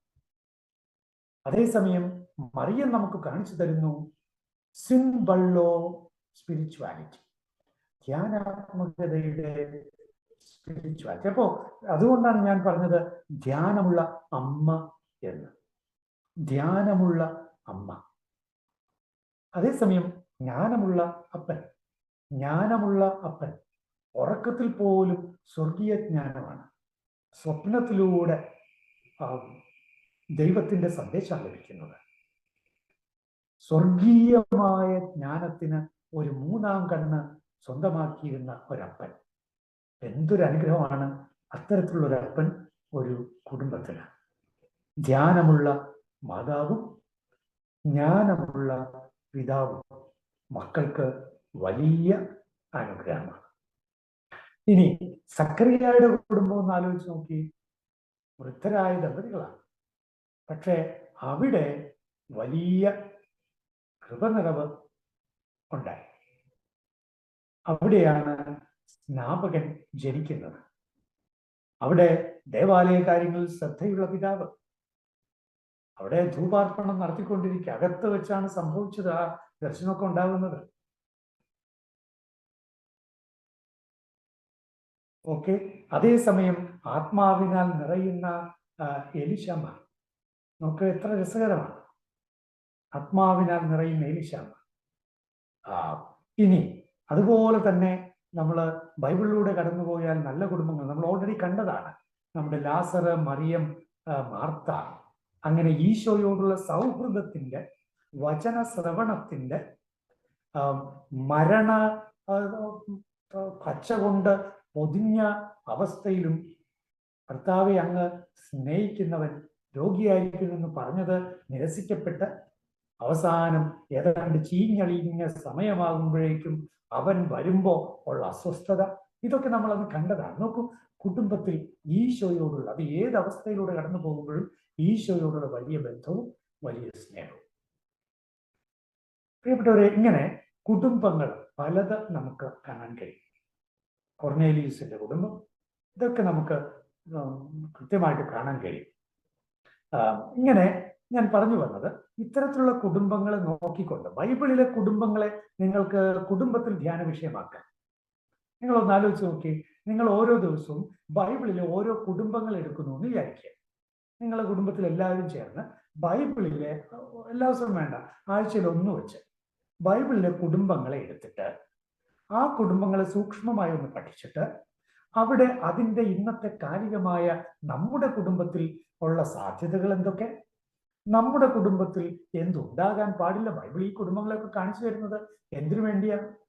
കുടുംബങ്ങൾക്ക് എന്തൊക്കെ ശ്രദ്ധിക്കണം എന്ന് പറയാൻ വേണ്ടി തന്നെയാണ്.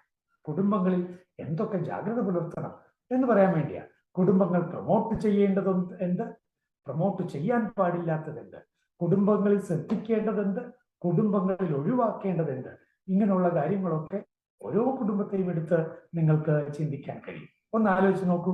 നിങ്ങൾക്ക് കുടുംബമായി ചെയ്യാൻ പറ്റുന്ന നല്ലൊരു ഹോംവർക്കാണ്. അതൊരു ബൈബിൾ പഠനവുമായിട്ട് മാറി എന്ന് വന്നേക്കാം. അത് നിങ്ങൾ കുടുംബമായിട്ട് ചെയ്യുക. ദൈവം നിങ്ങളെ സമൃദ്ധമായിട്ട് അനുഗ്രഹിക്കട്ടെ. നല്ല കുടുംബങ്ങൾ, കൂടുതൽ ആഴപ്പെട്ട കുടുംബങ്ങൾ ഉണ്ടാകാൻ ബൈബിളിലെ കുടുംബങ്ങളെ കുറിച്ചുള്ള പഠനം തീർച്ചയായും സഹായിക്കും. ഈശോ മിശിഹായ്ക്ക് സ്തുതിയായിരിക്കട്ടെ. ഈ ഇത്രയും ആഴ്ചകളിൽ നിങ്ങളോടൊത്ത് വചന സഞ്ചാരം നടത്താൻ ദൈവം തന്ന കൃപയ്ക്ക് ഞാൻ നന്ദി പറയുന്നു. നിങ്ങൾ സ്നേഹത്തോടെ എന്നെ കേട്ടതിനും നിങ്ങൾ സ്നേഹത്തോടെ എന്നോട് പെരുമാറിയെന്നും ഞാൻ നിങ്ങൾക്ക് നന്ദി പറയുന്നു.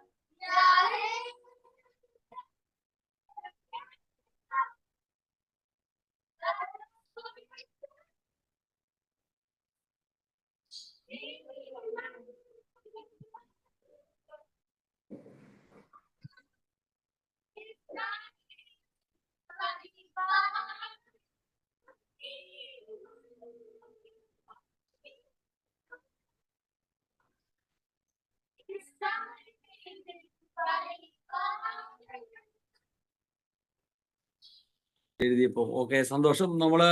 ഇന്ന് നമ്മുടെ സമയം ഇച്ചിരി വൈകിട്ടുണ്ടെങ്കിലും വളരെ സ്പീഡിൽ ഞാൻ കുടുംബത്തെ കുറിച്ചുള്ള 1-2 ചിന്തകൾ പങ്കുവെക്കാം. കുടുംബം എന്താണ് എന്ന് ചോദിച്ചാൽ നിങ്ങൾക്ക് വായിക്കാമെന്ന് ഞാൻ കരുതുന്നു. കുടുംബം ഒരു ശ്രീകോവിലാണ്. ശ്രീകോവിൽ എന്ന് പറയുന്നത് ഏറ്റവും പ്രധാനപ്പെട്ട ദൈവത്തിന്റെ പ്രതിഷ്ഠ, ഒരു തരത്തിൽ പറഞ്ഞ ഒരു അമ്പലത്തിന്റെ ഏറ്റവും പ്രധാനപ്പെട്ട ഇടം, ഒരു ദേവാലയത്തിന്റെ സക്രാരി എന്നൊക്കെ പറയുന്ന തരത്തിൽ കുടുംബം അത്രയും പ്രധാനപ്പെട്ടതാണെന്നും മനുഷ്യ ജീവിതത്തിന്റെ എല്ലാ പാഠങ്ങളും കുട്ടികൾ ഒരു വ്യക്തി പഠിച്ചെടുക്കുന്നത് കുടുംബത്തിൽ നിന്നാണെന്നും ജീവിതത്തിൽ ഉടനീളം മുന്നോട്ട് പോകാൻ ആവശ്യമായ ശക്തിയും കൃപകളും ഒക്കെ സ്വീകരിക്കുന്നത് ഒരു വ്യക്തി കുടുംബത്തിൽ നിന്നാണ്. ഈ കുടുംബത്തെ സഭ വിളിക്കുന്ന ഏറ്റവും മനോഹരമായ പേര് 2-ാം വത്തിക്കാൻ കൗൺസിലോടുകൂടി ഗാർഹിക സഭ എന്നാണ്, ചെറിയ സഭ എന്നാണ്. സഭയിൽ നമുക്കറിയാം ആഗോള സഭയുണ്ട്, പ്രാദേശികമായ സഭയുണ്ട്, ഓരോ റീത്തുകളുമുണ്ട്, നമ്മുടെ ഇടവകയാകുന്ന കൊച്ചു സഭയുണ്ട്. ആ ഇടവകയാകുന്ന സഭ ഓരോ കുഞ്ഞ് ഗാർഹിക സഭകളുടെയും കൂട്ടായ്മയാണ്. നിരവധിയായ, ചിലർക്ക് 50-ഓ 60-ഓ ആയിരിക്കാം. ഇപ്പൊ എൻ്റെ ഇടവകയിൽ 1600ഓളം കൊച്ചു ഗാർഹിക സഭകളുടെ കൂട്ടായ്മയാണ് എൻ്റെ ഇടവക എന്ന് പറയുന്നത്. അപ്പൊ അത്തരത്തിൽ കുടുംബത്തെ വിളിക്കുന്ന ഏറ്റവും മനോഹരമായ ഒരു പേരാണ് ഗാർഹിക സഭയാണ് കുടുംബം എന്ന് പറയുന്നത്. നമ്മുടെ ഹോളി ഹോം മിനിസ്ട്രി ടീം എല്ലാവരും കൂടെ 3 ദിവസം ജോഷി അച്ഛനോട് കൂടെ നമ്മളൊരു യാത്ര, ഒരു തീർത്ഥാടന യാത്രയിൽ പോയതും ഒക്കെയാണ് നമ്മൾ ഈ കാണുന്ന ചിത്രം. അത് ധാരാളം കുടുംബങ്ങൾ ഒരുമിച്ച് വന്നു ചേരുന്നതാണ്. ഈ കുടുംബത്തെ കുറിച്ച് മനോഹരമായ ഏതാനും 3-4 ചിന്തകൾ. ഒന്ന്, കുടുംബം ഒരു ദേവാലയം എന്നതാണ് ഏറ്റവും മനോഹരമായ ഒരു ചിന്ത. ഒരു ക്രൈസ്തവമായ ചിന്തയിൽ ഏറ്റവും മനോഹരമായി നിൽക്കുന്ന ചിന്തയാണ് കുടുംബം ഒരു ദേവാലയം എന്ന് പറയുന്നത്. എന്താണ് ഈ കുടുംബം ദേവാലയം എന്ന് പറയുമ്പോൾ നമ്മൾ അതിൽ മനസ്സിലാക്കുന്നത്, ദേവാലയത്തിൽ എന്തൊക്കെയാണോ സംഭവിക്കുന്നത് അതെല്ലാം കുടുംബത്തിലുണ്ട്. അല്ലെങ്കിൽ കുടുംബത്തിനൊരു കൗതാശികമായ വശമുണ്ട്, കൗതാശികമായ മാനമുണ്ട്. ഒരു കെട്ടിടത്തെ ദേവാലയമാക്കുന്നത് ആ കെട്ടിടം കൂദാശ ചെയ്യപ്പെടുന്നു എന്നുള്ളതാണ്. ഒന്നാമതായി ആ സ്ഥലം ദേവാലയമായി കൂദാശ ചെയ്യപ്പെടുന്നു. 2 വ്യക്തികൾ, വ്യത്യസ്തരായ ആളുകൾ, ആശയങ്ങൾ, അഭിപ്രായങ്ങൾ, ഇഷ്ടങ്ങൾ, താല്പര്യങ്ങളൊക്കെ ഉള്ളവർ ഒരുമിച്ച് ഒരു ദേവാലയത്തിൽ വന്ന്, കൂദാശ ചെയ്യപ്പെട്ട ദേവാലയത്തിൽ വന്ന് അവിടെ വെച്ച് ഈ 2 വ്യക്തികളും കൂടെ ഒന്നുചേരുന്ന ആ കുടുംബം എന്ന, വിവാഹം എന്ന കാര്യത്തെ കൂദാശ ചെയ്യുകയാണ് സഭ. ഔദ്യോഗികമായി ഇടവക ജനം മുഴുവൻ അറിഞ്ഞ്, 2 കുടുംബങ്ങൾ അറിഞ്ഞ്, അവരുടെ താല്പര്യങ്ങളും ഇഷ്ടങ്ങളും ഒക്കെ ഇതിനോട് ചേർത്ത് വെച്ച് ദൈവം ഈ കുടുംബത്തെ വളരെ ഔദ്യോഗികമായി കൂദാശ ചെയ്യുകയാണ്. ഈ ലോകത്തിൽ ഗാർഹിക സഭയായി ജീവിക്കാൻ ആവശ്യമായ ആ കൃപയിലേക്ക് കൂദാശ ചെയ്യപ്പെടുകയാണ്. ഒന്നാമത് കുടുംബം അങ്ങനെ കൂദാശ ചെയ്യപ്പെടുന്ന ഒന്നാണ്. ക്രൈസ്തവ കുടുംബം കൂദാശ ചെയ്യപ്പെടുന്ന കുടുംബമാണ്. 2, ഒരു ദേവാലയമാകുന്നത് അവിടെ നിരവധി കൂദാശകൾ പരികർമ്മം ചെയ്യുന്നത് കൊണ്ടാണ്. നമുക്കറിയാം, അവിടെയാണ് വിശുദ്ധ കുർബാന അർപ്പിക്കപ്പെടുന്നത് അനുദിനം.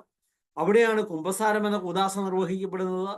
അവിടെയാണ് രോഗിലേവൻ, എല്ലാ കൂദാശകൾക്കും ആവശ്യമായ തൈലം കൂദാശ ചെയ്യപ്പെടുന്ന ഇടമാണ്. അങ്ങനെ കൂദാശകളുടെ വലിയ, സ്വർഗത്തിന്റെ എല്ലാ അനുഗ്രഹങ്ങളുടെയും വലിയൊരു ഇടമാണ് ദേവാലയം എന്ന് പറയുന്നത്. അപ്പൊ കുടുംബത്തിന്റെ കൗദാശികമായ മാനം എന്താണ്? സഭ നമ്മളെ പഠിപ്പിക്കുന്ന കാര്യം, ഞാൻ സ്പീഡിൽ പോവുകയാണ്, നിങ്ങൾക്ക് അത് കിട്ടുമെന്ന് ഞാൻ വിചാരിക്കുന്നു. എന്താണ് സഭ പഠിപ്പിക്കുന്നത്? ഒരു ഇടവക ദേവാലയത്തിൽ പുരോഹിതൻ ബലിയർപ്പിക്കുന്ന ബലിപീഠം, അതിന് താഴെ ജനം ഈ ബലിപീഠത്തിൽ പങ്കുചേരുന്ന ഇടം, അതിന് പുറത്ത് വിശ്വാസികളല്ലാത്ത ആളുകൾ നിൽക്കുന്ന സ്ഥലം. അങ്ങനെ 3 ഇടങ്ങൾ നമുക്ക് കാണാനായിട്ട് പറ്റും, 3 സ്ഥലങ്ങൾ. അതിൽ ഏറ്റവും പ്രധാനപ്പെട്ട ഇടമാണ് പുരോഹിതൻ ബലിയർപ്പിക്കുന്ന ആ അൾത്താര എന്ന് പറയുന്നത്. അവിടെ ബലിപീഠമുണ്ട്, പുരോഹിതനുണ്ട്, കൂദാശ ചെയ്യപ്പെടുന്ന വസ്തുക്കളുണ്ട്, അപ്പവും വീഞ്ഞുമുണ്ട്. സഭ പറയുന്നു, ബലിപീഠത്തിൽ, ദേവാലയത്തിലെ ബലിപീഠം പോലെ അതിശ്രേഷ്ഠവും വിശുദ്ധവുമാണ് കുടുംബം, ദമ്പതികൾ കിടന്നുറങ്ങുന്ന വിവാഹ കട്ടിൽ. സഭ ഈ ദമ്പതികൾ കിടന്നുറങ്ങുന്ന വിവാഹ കട്ടിലിനെ അത് ബലിപീഠം, ഈക്വൽ ടു ബലിപീഠം എന്നാണ് വിളിക്കുന്നത്. ബലിപീഠം പോലെ വിശുദ്ധവും ശ്രേഷ്ഠവും പരിപാവനവുമാണ്. അപ്പൊ ഒരു ദമ്പതികൾ, ഒരു കുടുംബത്തിന്റെ ബലിപീഠമായി ദമ്പതികൾ കിടന്നുറങ്ങുന്ന കട്ടിലിനെയും ദമ്പതികൾ അവിടെ ബലിയർപ്പിക്കുന്ന പുരോഹിതരായിട്ടുമാണ് കാണുന്നത്. അതിൽ ഏറ്റവും അടിസ്ഥാനപരമായി ദമ്പതികൾ സ്നേഹത്തോടും വിശ്വാസത്തോടും വിശുദ്ധിയോടും കൂടെ നിർവഹിക്കുന്ന ദാമ്പത്യ ധർമ്മ നിർവഹണം അത് കുടുംബത്തിന്റെ അടിസ്ഥാനമാണ്, മൂലക്കല്ലാണ്. അത് കുടുംബത്തിന്റെ ഏറ്റവും അനുഗ്രഹീതമായ ഇടമാണ്. വെറും ഒരു ശാരീരികമായ ബന്ധത്തെക്കുറിച്ചല്ല സഭ ഈ ദമ്പതികളുടെ ദാമ്പത്യ ധർമ്മ നിർവഹണത്തെ, അവരുടെ പരസ്പരമുള്ള ശാരീരികമായ ബന്ധത്തെ, ആ ഒരു സെക്ഷുവൽ റിലേഷൻഷിപ്പിനെ കാണുന്നത് ഒരു ജഡികമായ കാര്യമായിട്ടല്ല, മറിച്ച് അത് അതിമനോഹരമായ, അതിശ്രേഷ്ഠമായ, അതിവിശുദ്ധമായ ഒരു ആത്മസമർപ്പണമാണ്. ക്രിസ്തു തന്നെ തന്നെ സകല ജനത്തിനും വേണ്ടി സ്വയം സമർപ്പിച്ചതുപോലെ സ്നേഹിതനു വേണ്ടി ജീവൻ അർപ്പിക്കുന്നതിനെ കഴിഞ്ഞും വലിയ ഒരു പ്രവൃത്തിയില്ല എന്ന് പറഞ്ഞതുപോലെ, ഭാര്യ ഭർത്താവിനോടുള്ള സ്നേഹത്തെ പ്രതി, ഭർത്താവ് ഭാര്യയോടുള്ള സ്നേഹത്തെ പ്രതി അവർ നിർവഹിക്കുന്ന അതിശ്രേഷ്ഠമായ ആത്മസമർപ്പണമാണ് അവരുടെ ദാമ്പത്യ ധർമ്മ നിർവഹണം എന്ന് പറയുന്നത്. അത് കുടുംബത്തിന്റെ കൂദാശയാണ്, കുടുംബത്തിന്റെ ഏറ്റവും പ്രധാനപ്പെട്ട ഒന്നാണ്. അതുകൊണ്ട് സഭയും പിതാക്കന്മാരും, നമുക്കറിയാം, നമ്മുടെ പഴയ കാരണവന്മാരെല്ലാം ഓർമ്മപ്പെടുത്തും, ഒരിക്കലും ദമ്പതികൾ മരണം വരെ രണ്ടിടത്ത് കിടന്നുറങ്ങാൻ പാടില്ല. അമേരിക്കയിലെ സാഹചര്യം നമുക്കറിയില്ല. പക്ഷെ ലോകത്തെവിടെയായാലും സഭ ഓർമ്മപ്പെടുത്തുന്നത്, പഠിപ്പിക്കുന്നത്, ഭാര്യയും ഭർത്താവും ജീവിത അവസാനം വരെ ഒരുമിച്ച് ഒരു കട്ടിലിൽ തങ്ങളുടെ ജീവിതത്തെ പരസ്പരം ആത്മസമർപ്പണം ചെയ്ത് വളരേണ്ടവരാണ് എന്നുള്ളതാണ്. ആ ജീവനില്ലാത്ത ഓസ്തിയും വീഞ്ഞും അത് പുരോഹിതൻ ബലിപീഠത്തിൽ സമർപ്പിച്ച് അത് കൂദാശയായി പരികർമ്മം ചെയ്യുമ്പോൾ ഏറ്റവും ജീവനുള്ള ദൈവത്തിന്റെ ശരീരവും ദൈവത്തിന്റെ രക്തവുമായി മാറുകയാണ്. അപ്പം ദമ്പതികൾ തങ്ങളുടെ ശരീരത്തെ ഈ വിവാഹ കട്ടിലാകുന്ന ബലിപീഠത്തിൽ ആത്മസമർപ്പണം ചെയ്യുമ്പോൾ പുതിയൊരു ജീവൻ ഉണ്ടാവുകയാണ്. ആ ദമ്പതികളുടെ തന്നെ ജീവൻ അതിശ്രേഷ്ഠമായി മാറുകയാണ്. ഇത്രയും പ്രധാനപ്പെട്ടതായി, ഇത്രയും ശ്രേഷ്ഠമായി, അനുഗ്രഹീതമായി സഭ ദമ്പതികളുടെ ഈ ദാമ്പത്യ ധർമ്മ നിർവഹണത്തെ കാണുകയാണ്. അത് കൗദാശികമായ ഒന്നാണ് എന്ന് ഓർമ്മപ്പെടുത്തുകയാണ്. ഞാൻ ആദ്യത്തെ ഒരു ഭാഗം അവിടെ അവസാനിപ്പിക്കുകയാണ്, കാരണം നമ്മുടെ സമയത്തിന്റെ പരിമിതി കൊണ്ട്. ഈ കൂദാശയാകുന്ന കൗദാശികമായ ഈ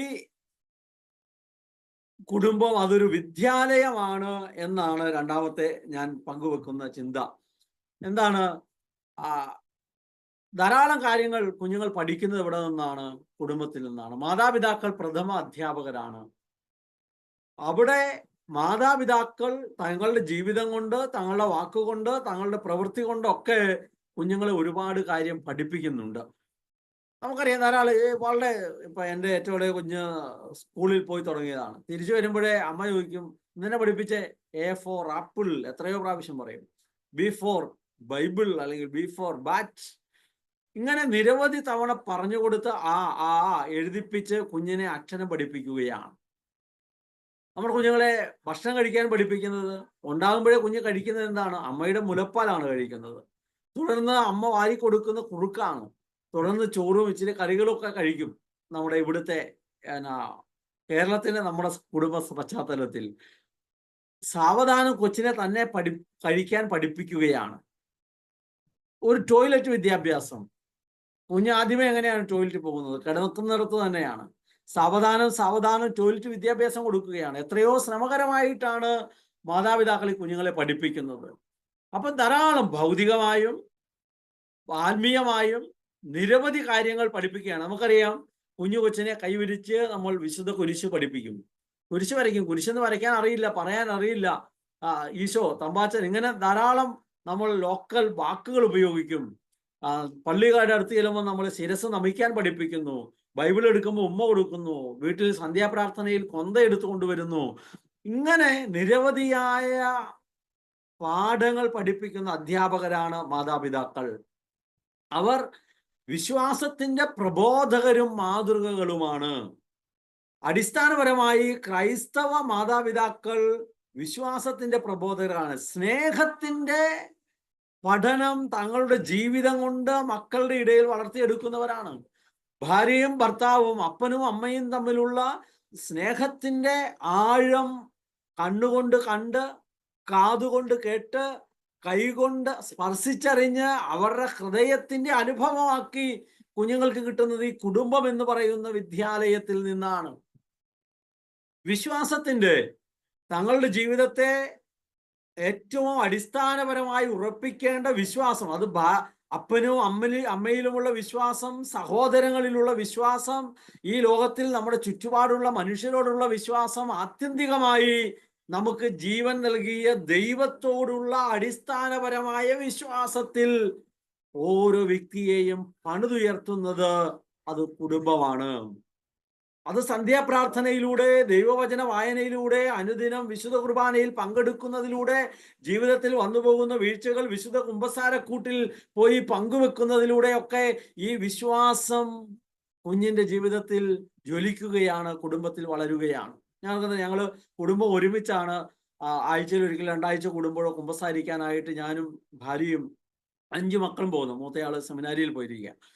അപ്പൊ ഏറ്റവും ഇളയ കുഞ്ഞ്, ആ കുഞ്ഞും ചെറിയ ഷാളൊക്കെ ഇട്ട് എനിക്കും കുമ്പസാരിക്കണം എന്ന് പറഞ്ഞ് ഞങ്ങൾ ആ കുമ്പസാരിക്കുന്നതിന്റെ അടുത്ത് വന്ന് ആ കുഞ്ഞും വന്ന് നിൽക്കും. അപ്പൊ ഈ കുഞ്ഞുനാളിലെ 4 വയസ്സാകുമ്പോൾ തന്നെ ഈ കുഞ്ഞ് വിശ്വാസത്തിലേക്ക് വളരുകയാണ്. വിശുദ്ധി, ഭാര്യയുടെ, ഭർത്താവിന്റെ, മാതാപിതാക്കൾ പരസ്പരം തങ്ങളുടെ ജീവിതത്തിന്റെ വിശുദ്ധി വളർത്തുന്നത് എവിടെയാണ്?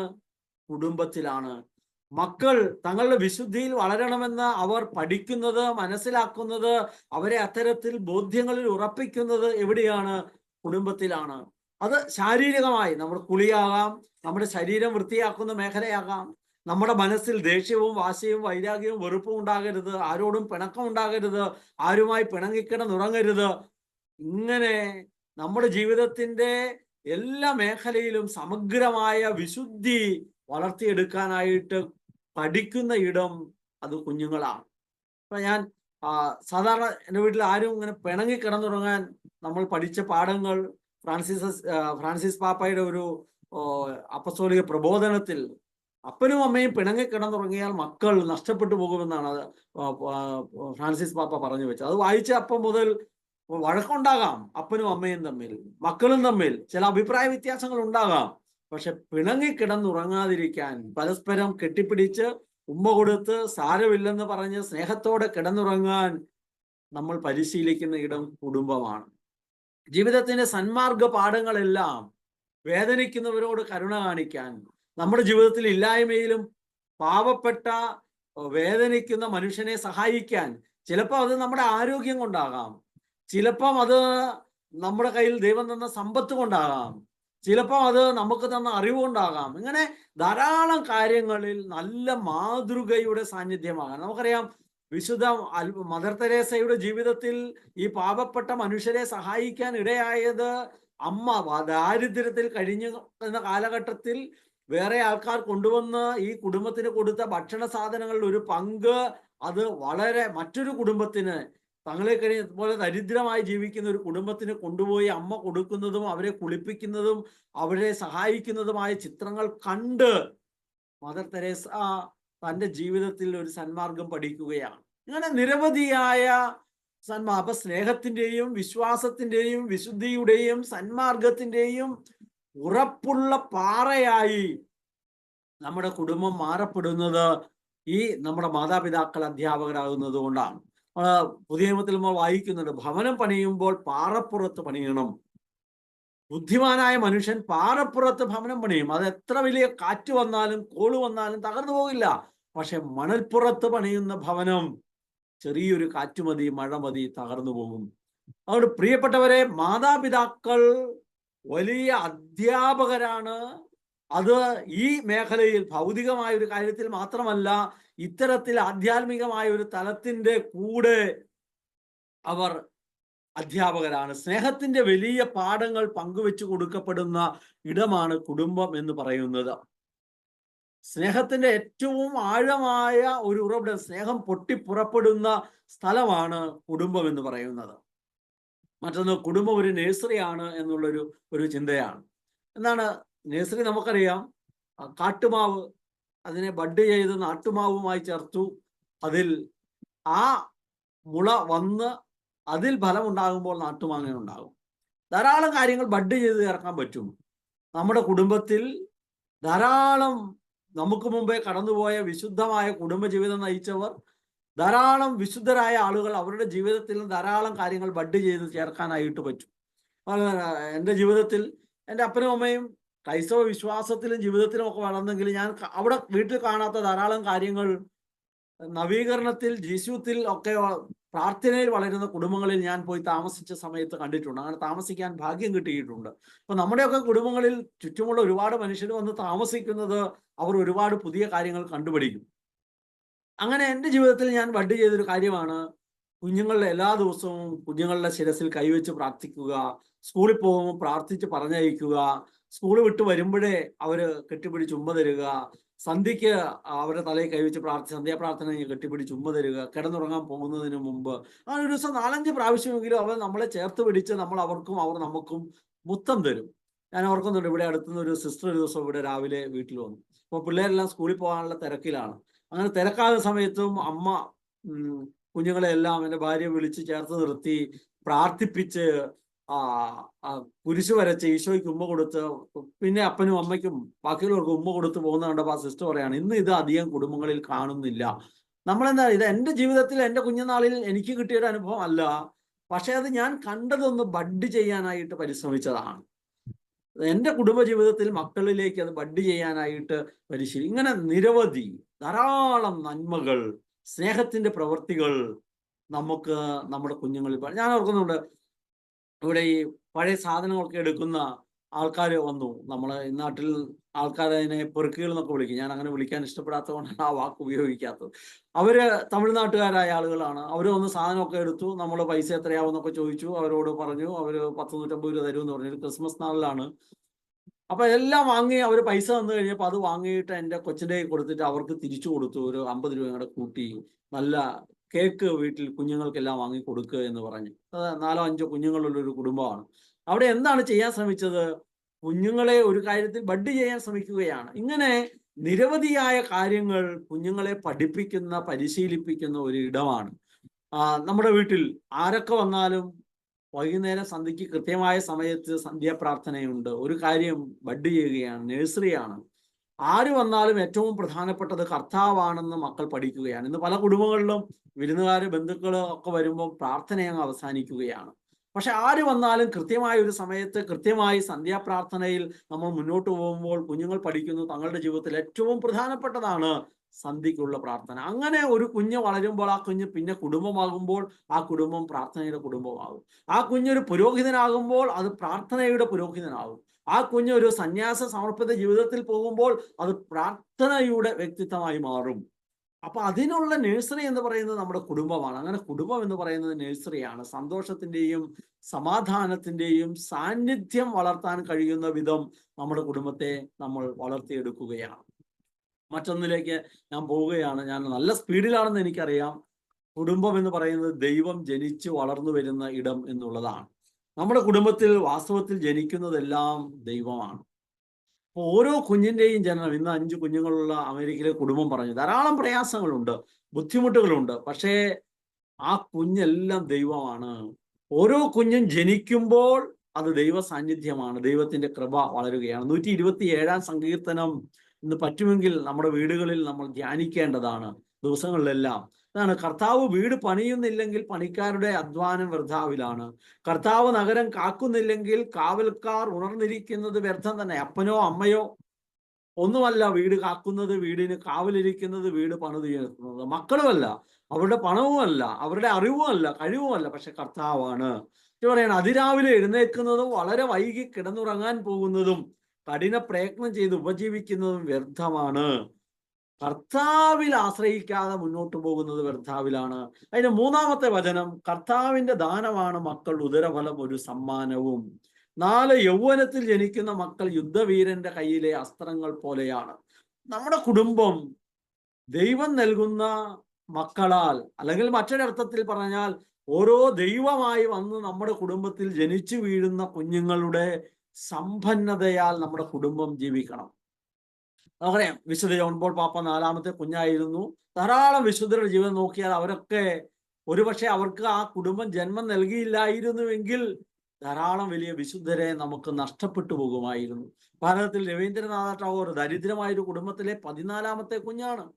അതുകൊണ്ട് നമ്മൾ ഓരോരുത്തരും, നമ്മൾ തന്നെ, നമ്മുടെ മാതാപിതാക്കൾ വളരെ ഔദാര്യപൂർവം നമുക്ക് അവരുടെ ജീവിതത്തിന്റെ സമർപ്പണം വഴി ഈ ലോകത്തിലേക്ക് നമ്മളെ കൊണ്ടുവന്നവരാണ്. ഓരോ ക്രൈസ്തവ കുടുംബവും അവർ തങ്ങളുടെ വിവാഹക്കട്ടിലിൽ ബലിപീഠമായി അതിനെ കണ്ട് തങ്ങളുടെ ജീവിതം ആത്മസമർപ്പണം നടത്തുമ്പോൾ വലിയൊരു തുറവി കൂടി അവർ സമർപ്പിക്കുകയാണ്. ദൈവമേ, ഇനി ഞങ്ങളുടെ ജീവിതത്തിൽ അവിടുന്ന് നൽകുന്ന കുഞ്ഞുങ്ങൾ അത് അങ്ങാണെന്ന തിരിച്ചറിവോടെ സ്വീകരിക്കാനും അങ്ങനെ ഓരോ കുഞ്ഞിനെയും വലിയ വിശുദ്ധിയോടെ വളർത്താനും ഒക്കെ ഞങ്ങളെ സഹായിക്കണമേ എന്ന പ്രാർത്ഥനയോടെയാണ് ആ ദാമ്പത്യ ധർമ്മ നിർവഹണം നടത്തുന്നത്. ഞാൻ അമേരിക്കയിൽ തന്നെ നടത്തിയ ഒരു പഠനത്തിന്റെ ഒരു കാര്യങ്ങൾ കൂടി പറഞ്ഞത് ഞാൻ വളരെ വേഗം അവസാനിപ്പിക്കുകയാണ്. 2 കുടുംബം, ഒന്ന് വളരെ മോശമായി ജീവിച്ച, വ്യഭിചാരത്തിലും മദ്യപാനത്തിലും മയക്കുമരുന്നിലും ഒക്കെ ജീവിച്ച ഒരു യുവാവ് യുവതിയും വിവാഹം കഴിച്ചു. അവരുടെ 300 വർഷത്തെ ആ കുടുംബത്തിന്റെ തലമുറകളെ എടുത്താണ്, അവരുടെ പേര് പറഞ്ഞിട്ടില്ല, അത് കുറ്റവാളിയായ യുവാവും ചീത്തയായ ഒരു യുവതി എന്നാണ്. ആ കുടുംബത്തിൽ ആകെ 1904 മക്കൾ, ധാരാളം ഉണ്ടാവും, അതിൽ കൂടുതലുണ്ടാവും, കണ്ടെത്തിയത് അത്രയും ആളുകളാണ്. അതിൽ 771 പേര് വിവിധ കുറ്റത്തിന് അറസ്റ്റിലായവരാണ്. കൊലയാളികളായവർ 349 പേർ, ലൈംഗിക രോഗികൾ 68 പേർ, മയക്കുമരുന്നിന് അടിമകൾ 3 പേർ, എയ്ഡ്സ് രോഗികൾ 3 പേർ. 1990 പുറത്തിറങ്ങിയ ഒരു കണക്കാണ്. ഇന്ന് അതിലേക്ക് കഴിഞ്ഞ് കുറെ കൂടെ അപ്ഡേറ്റ് ആയിരിക്കും അമേരിക്കയിൽ ജീവിക്കുന്നത്, നിങ്ങൾക്കറിയാമായിരിക്കാം. ഇത് ആ 2, ഒരു യുവാവും യുവതിയും മോശമായി ജീവിച്ചവർ വിവാഹം കഴിച്ച് അവരുടെ മക്കളുടെ മക്കൾ ഇങ്ങനെ തലമുറ വന്നപ്പോൾ ഉണ്ടായതാണ്. അതേ കാലയളവിൽ ജീവിച്ച സംസ്കാര സമ്പന്നരായ ദൈവവിശ്വാസി എഡ്വേർഡും സാറായും അവരുടെ പേര് പറഞ്ഞിട്ടുണ്ട്. അവരുടെ കുടുംബം, അവർക്ക് 1341 മക്കൾ എന്ന് പറഞ്ഞ തലമുറകൾ, മക്കളുടെ മക്കൾ അത്രയും ഉണ്ടായി 300 വർഷങ്ങൾ കഴിഞ്ഞ് നമ്മൾ നോക്കുമ്പോൾ. അതിൽ 196 പേര് സുവിശേഷ പ്രഘോഷകരാണ്, 583 പേർ സ്കൂൾ കോളേജ് പ്രൊഫസർമാരാണ്. അമേരിക്ക സെനറ്റർമാരായിട്ട് 96 പേര് വന്നു, ജഡ്ജിമാരായിട്ട് 49 പേര് വന്നു, ഒരാൾ അമേരിക്കയുടെ വൈസ് പ്രസിഡന്റായി. അപ്പം നമ്മുടെ കുടുംബം എന്ന് പറയുന്നത്, ആ കുടുംബം ഒരു പ്രേക്ഷിത കുടുംബമാണ്. എന്തിലേക്ക്? ക്രിസ്തുവിന്റെ സ്നേഹത്തിന്റെ സജീവമായ ജീവിതം നയിക്കാനും ക്രിസ്തുവിനെ വളരെ വ്യക്തമായും കൃത്യമായും സകലരോടും പങ്കുവെക്കാനും കഴിയുന്ന ഒരു പ്രേക്ഷിത കുടുംബമാണ്. ഒരുപക്ഷെ നാളെ അവർ കുടുംബമായി ജീവിക്കുന്ന പ്രേക്ഷിതരാകാം, നാളെ അവർ ഒരു കർത്താവിന്റെ അഭിഷിക്തരാകുന്ന ഒരു വൈദികനോ മെത്രാനോ മാർപ്പാപ്പ പോലുമോ ആകുന്ന ഒരു പ്രേക്ഷിത കുടുംബത്തിന്റെ ഭാഗമാകാം, അവർ സന്യാസ സമർപ്പണ ജീവിതം നയിക്കുന്ന കുടുംബത്തിന്റെ ഭാഗമാകാം. ആരായാലും നമ്മുടെ കുടുംബമാണ് വ്യക്തികളെ പ്രേക്ഷിത കുടുംബമായി വളർത്തിയെടുക്കുന്നത് എന്ന കാര്യത്തിന് സംശയമില്ല.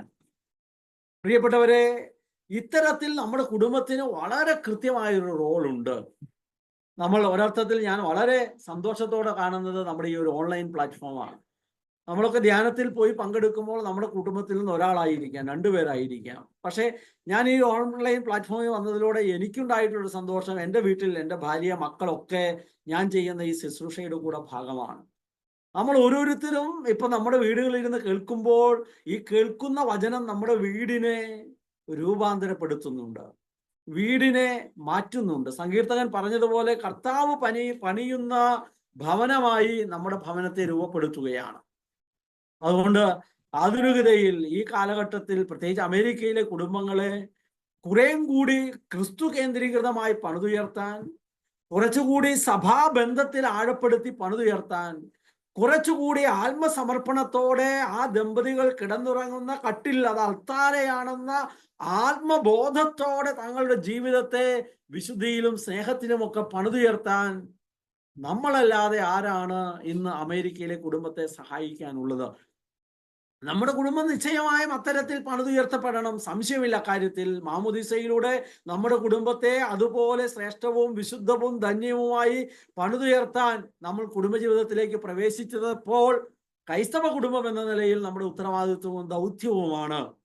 ഒരുപക്ഷെ ക്രൈസ്തവ കുടുംബം സ്വർഗത്തിന് പുറത്തു പോകാനുള്ള ഒരു ചോദ്യം, നിങ്ങൾ യഥാർത്ഥത്തിൽ ക്രൈസ്തവ കുടുംബമായി ജീവിച്ചോ എന്നുള്ള ചോദ്യമായിരിക്കും. ഞാൻ ദരിദ്രരായിരുന്നു, ഞാൻ രോഗിയായിരുന്നു, ഞാൻ നഗ്നനായിരുന്നു, ഞാൻ ഇങ്ങനെ നമ്മുടെ ക്വസ്റ്റ്യൻ ഔട്ടാണല്ലോ. അതിൽ ഒരു ചോദ്യം നമ്മളോട്, ക്രൈസ്തവ കുടുംബം എന്ന നിലയിൽ നമ്മളോട് ചോദിക്കാൻ സാധ്യതയുള്ള ഒരു ചോദ്യം ഇതാണെന്ന് ഞാൻ വിചാരിക്കുന്നു. യഥാർത്ഥത്തിൽ ക്രൈസ്തവ ദമ്പതികൾ കൂദാശയായി തങ്ങളുടെ ജീവിതത്തെ പണിതുയർത്തിയോ? അവരുടെ ദാമ്പത്യ ധർമ്മ നിർവഹണം ഒരു കൗദാശികമായ ശ്രേഷ്ഠതയോടെ അവർക്ക് അർപ്പിക്കാനായിട്ട് കഴിഞ്ഞോ? അവരുടെ കുടുംബത്തെ, ദൈവം നൽകിയ മക്കളെ മുഴുവൻ ആ കൗദാശികമായ മാനത്തോടെ കാണാനായിട്ടും സ്വീകരിക്കാനായിട്ടും പറ്റിയോ? ക്രൈസ്തവ കുടുംബം എല്ലാ അർത്ഥത്തിലും പ്രേക്ഷിത കുടുംബമായി വളരുന്നതിൽ ശ്രദ്ധ വെച്ചോ എന്നൊരു ചോദ്യം നമ്മോട് ചോദിക്കാറുണ്ട്. ഒപ്പം ഈ ചോദ്യം മറ്റൊരു തരത്തിൽ കൂടി ചോദിക്കും, നമ്മുടെ ചുറ്റുമുള്ള കുടുംബങ്ങളെ ക്രൈസ്തവ കുടുംബമാക്കുന്നതിൽ നമ്മൾ എത്രമാത്രം താല്പര്യവും ശ്രദ്ധയും പരിശ്രമവും വെച്ചു. അതുകൊണ്ട് പ്രിയപ്പെട്ടവരെ, അതിലേക്ക് വളരാൻ നമുക്ക് പരിശ്രമിക്കാം. നമ്മുടെ കുടുംബങ്ങളിൽ ധാരാളം മക്കൾ ജനിച്ച്, നമ്മുടെ ഈ ഒരു മിനിസ്ട്രി തന്നെ ധാരാളം മക്കളെ ജനിച്ചു വളരാൻ സഹായിക്കുക, അതിന് പ്രോത്സാഹിപ്പിക്കുക, ഭൗതികമായും ആത്മീയമായും പിന്തുണ കൊടുക്കുക, ക്രൈസ്തവ കുടുംബത്തെ മിഷണറി കുടുംബമാക്കുക എന്നൊക്കെയുള്ളതാണ്. തീർച്ചയായും നമുക്ക് അടുത്ത ഈ ഒരു 10 ആഴ്ചത്തെ കോഴ്സിലേക്ക് ധാരാളം കുടുംബങ്ങളെ നമ്മൾ പുറകെ നടന്ന് നമ്മൾ കൂട്ടിച്ചേർക്കണം. നമ്മുടെ കൂടെയുള്ള ജെനി, നമ്മളിത് കൺക്ലൂഡ് ചെയ്യും. ജെനി 7ാമത്തെ കുഞ്ഞ് വരാനായിട്ട് അവര് പ്രഗ്നന്റ് ആയിട്ടിരിക്കുകയാണ്. അപ്പൊ അത്തരത്തിൽ നമുക്ക് ധാരാളം നല്ല വാർത്തകൾ ഈ സമയങ്ങളിലൊക്കെ ഇങ്ങനത്തെ വിശേഷങ്ങൾ കേൾക്കുന്നുണ്ട്. അത് നമ്മുടെ വലിയ അനുഗ്രഹമാണ്. നമ്മളിങ്ങനെയുള്ള കുടുംബങ്ങളെ നമ്മൾ സഹായിക്കുന്നുണ്ട്. നമ്മൾ വലിയ കുടുംബങ്ങളെ പ്രാർത്ഥന കൊണ്ട്, സാന്നിധ്യം കൊണ്ട്, ഒപ്പം ഭൗതികമായ നമ്മുടെ, അപ്പൊ ഇന്നൊക്കെ പങ്കുവെച്ചപ്പോൾ അവരൊക്കെ പറഞ്ഞു ധാരാളം ഫിനാൻഷ്യലി അവർക്ക് ബുദ്ധിമുട്ടുണ്ടാകാം. ഇപ്പൊ ഇന്നലെ കഴിഞ്ഞ ദിവസം നമ്മളെ ഒരു ഈ ഹോളി ഹോം മിനിസ്ട്രിയുടെ ഭാഗമായി കേരളത്തിൽ നടത്തപ്പെടുന്ന ഷൂവിന്റെ മെന്ററൊക്കെ ആയിരുന്ന ഒരു കുടുംബം 4ാമത്തെ കുഞ്ഞിന് ജന്മം നൽകുകയാണ്. അവർ സാമ്പത്തികമായ ബുദ്ധിമുട്ടൊക്കെ അവർ പങ്കുവെച്ചു. അപ്പൊ അതിന് സഹായിക്കാം. അപ്പൊ നമുക്ക് ഔദാര്യത്തോടെ, നമ്മുടെ ആരോഗ്യം കൊണ്ടാകാം, നമ്മുടെ നല്ല മനസ്സുകൊണ്ടാകാം, നല്ല ചിന്ത കൊണ്ടാകാം, ദൈവം നമുക്ക് നൽകിയ നിരവധിയായ അറിവ്, കഴിവ്, സമ്പത്ത് കൊണ്ടൊക്കെ ആകാം, അത്തരത്തിലൊക്കെ സഹായിക്കാനായിട്ട് നമ്മുടെ കുടുംബത്തെ ദൈവം വിളിക്കുന്നുണ്ട്.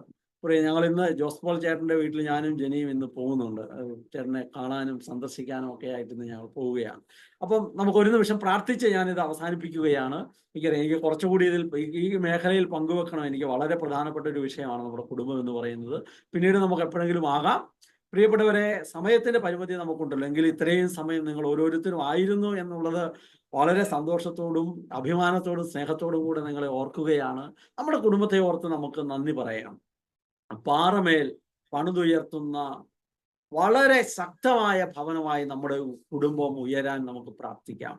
എത്ര വലിയ കാറ്റ് വന്നാലും കോള് വന്നാലും തകർക്കപ്പെട്ടു പോകാതിരിക്കാൻ. പഴയ നിയമത്തിൽ ഒരു അമ്മയുണ്ടല്ലോ, തൻ്റെ മക്കളെയൊക്കെ കൊല്ലാൻ പിടിച്ചു കൊണ്ടുപോകുമ്പോൾ, മതമർദ്ദനത്തിന് ഇടയാകുമ്പോൾ ആ അമ്മ ഓരോ കുഞ്ഞിനെയും വിശ്വാസത്തിന്റെ ബലം കൊടുത്ത് ദൈവത്തിന് വേണ്ടി ജീവിക്കേണ്ടതിന്റെ ശക്തി അവരെ ഓർമ്മപ്പെടുത്തി.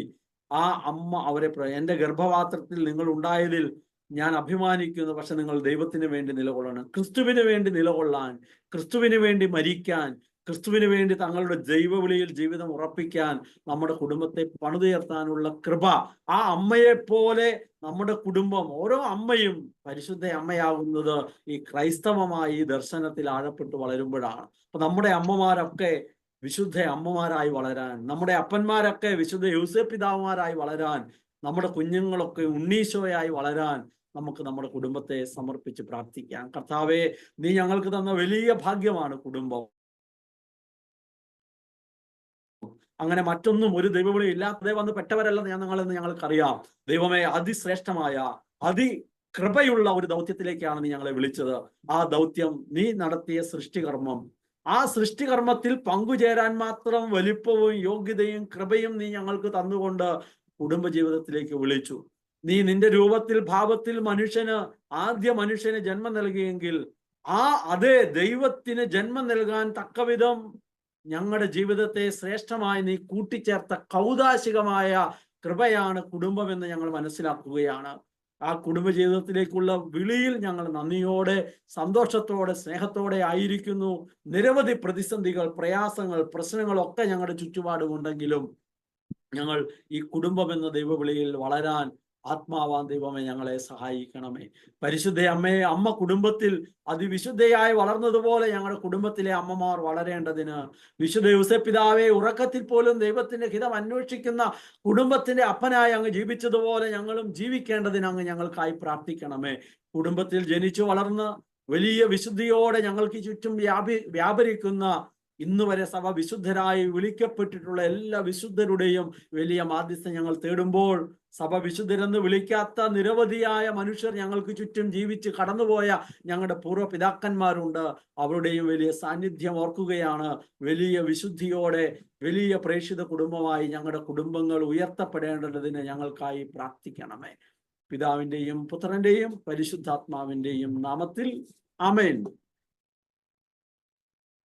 നമ്മുടെ അടുത്ത ശിവശേഖി സ്തുതിയായിരിക്കട്ടെ. ഈശോ സന്തോഷം ശരിയായിരിക്കട്ടെ. നിങ്ങളോടൊപ്പം ആയിരിക്കാൻ. കാരണം ഇത്രയേറെ ഞാൻ പറയാ, അമേരിക്കയിൽ നിന്നുള്ളവര് ഈ സമയത്ത് ഇങ്ങനെ ഇരിക്കുക എന്ന് പറയുന്നത്, നമ്മള് കണ്ടും കേട്ടും ഒന്നും പരിചയിച്ചാണ് അമേരിക്ക അല്ല ഇത്, ഈ ഇരിക്കുന്ന ഒരു അമേരിക്ക എന്ന് പറയുന്നത്. കാരണം നമ്മുടെ ജീവിതത്തിന്റെ ഒക്കെ അങ്ങനെയാണല്ലോ നമ്മൾ കേട്ടിരിക്കുന്നതും. നമ്മളൊക്കെ നാട്ടിലായിരുന്നപ്പോഴും അങ്ങനെ ആയിരിക്കും നമ്മൾ കേൾക്കുന്നത് അറിയുന്നതും ഒക്കെ അമേരിക്കയുടെ ലൈഫിനെ കുറിച്ച്. ശരിക്കും അങ്ങനെ ആയിരിക്കാം അവിടെ. പക്ഷെ നിങ്ങളൊരു വ്യത്യസ്തരായിട്ട് ദൈവത്തിന്റെ വലിയ കൃപയാൽ ഇവിടെ വന്നിരിക്കുന്നു.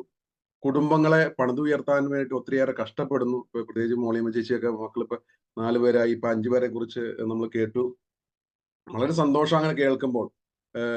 നേരത്തെ ഉണ്ടായിരുന്ന ഒരു ചേച്ചിയുടെ പേര് ഞാൻ പറഞ്ഞു, അവർക്കും 5 മക്കളുണ്ടായിരുന്നൊക്കെ ഓർക്കുന്നുണ്ട്.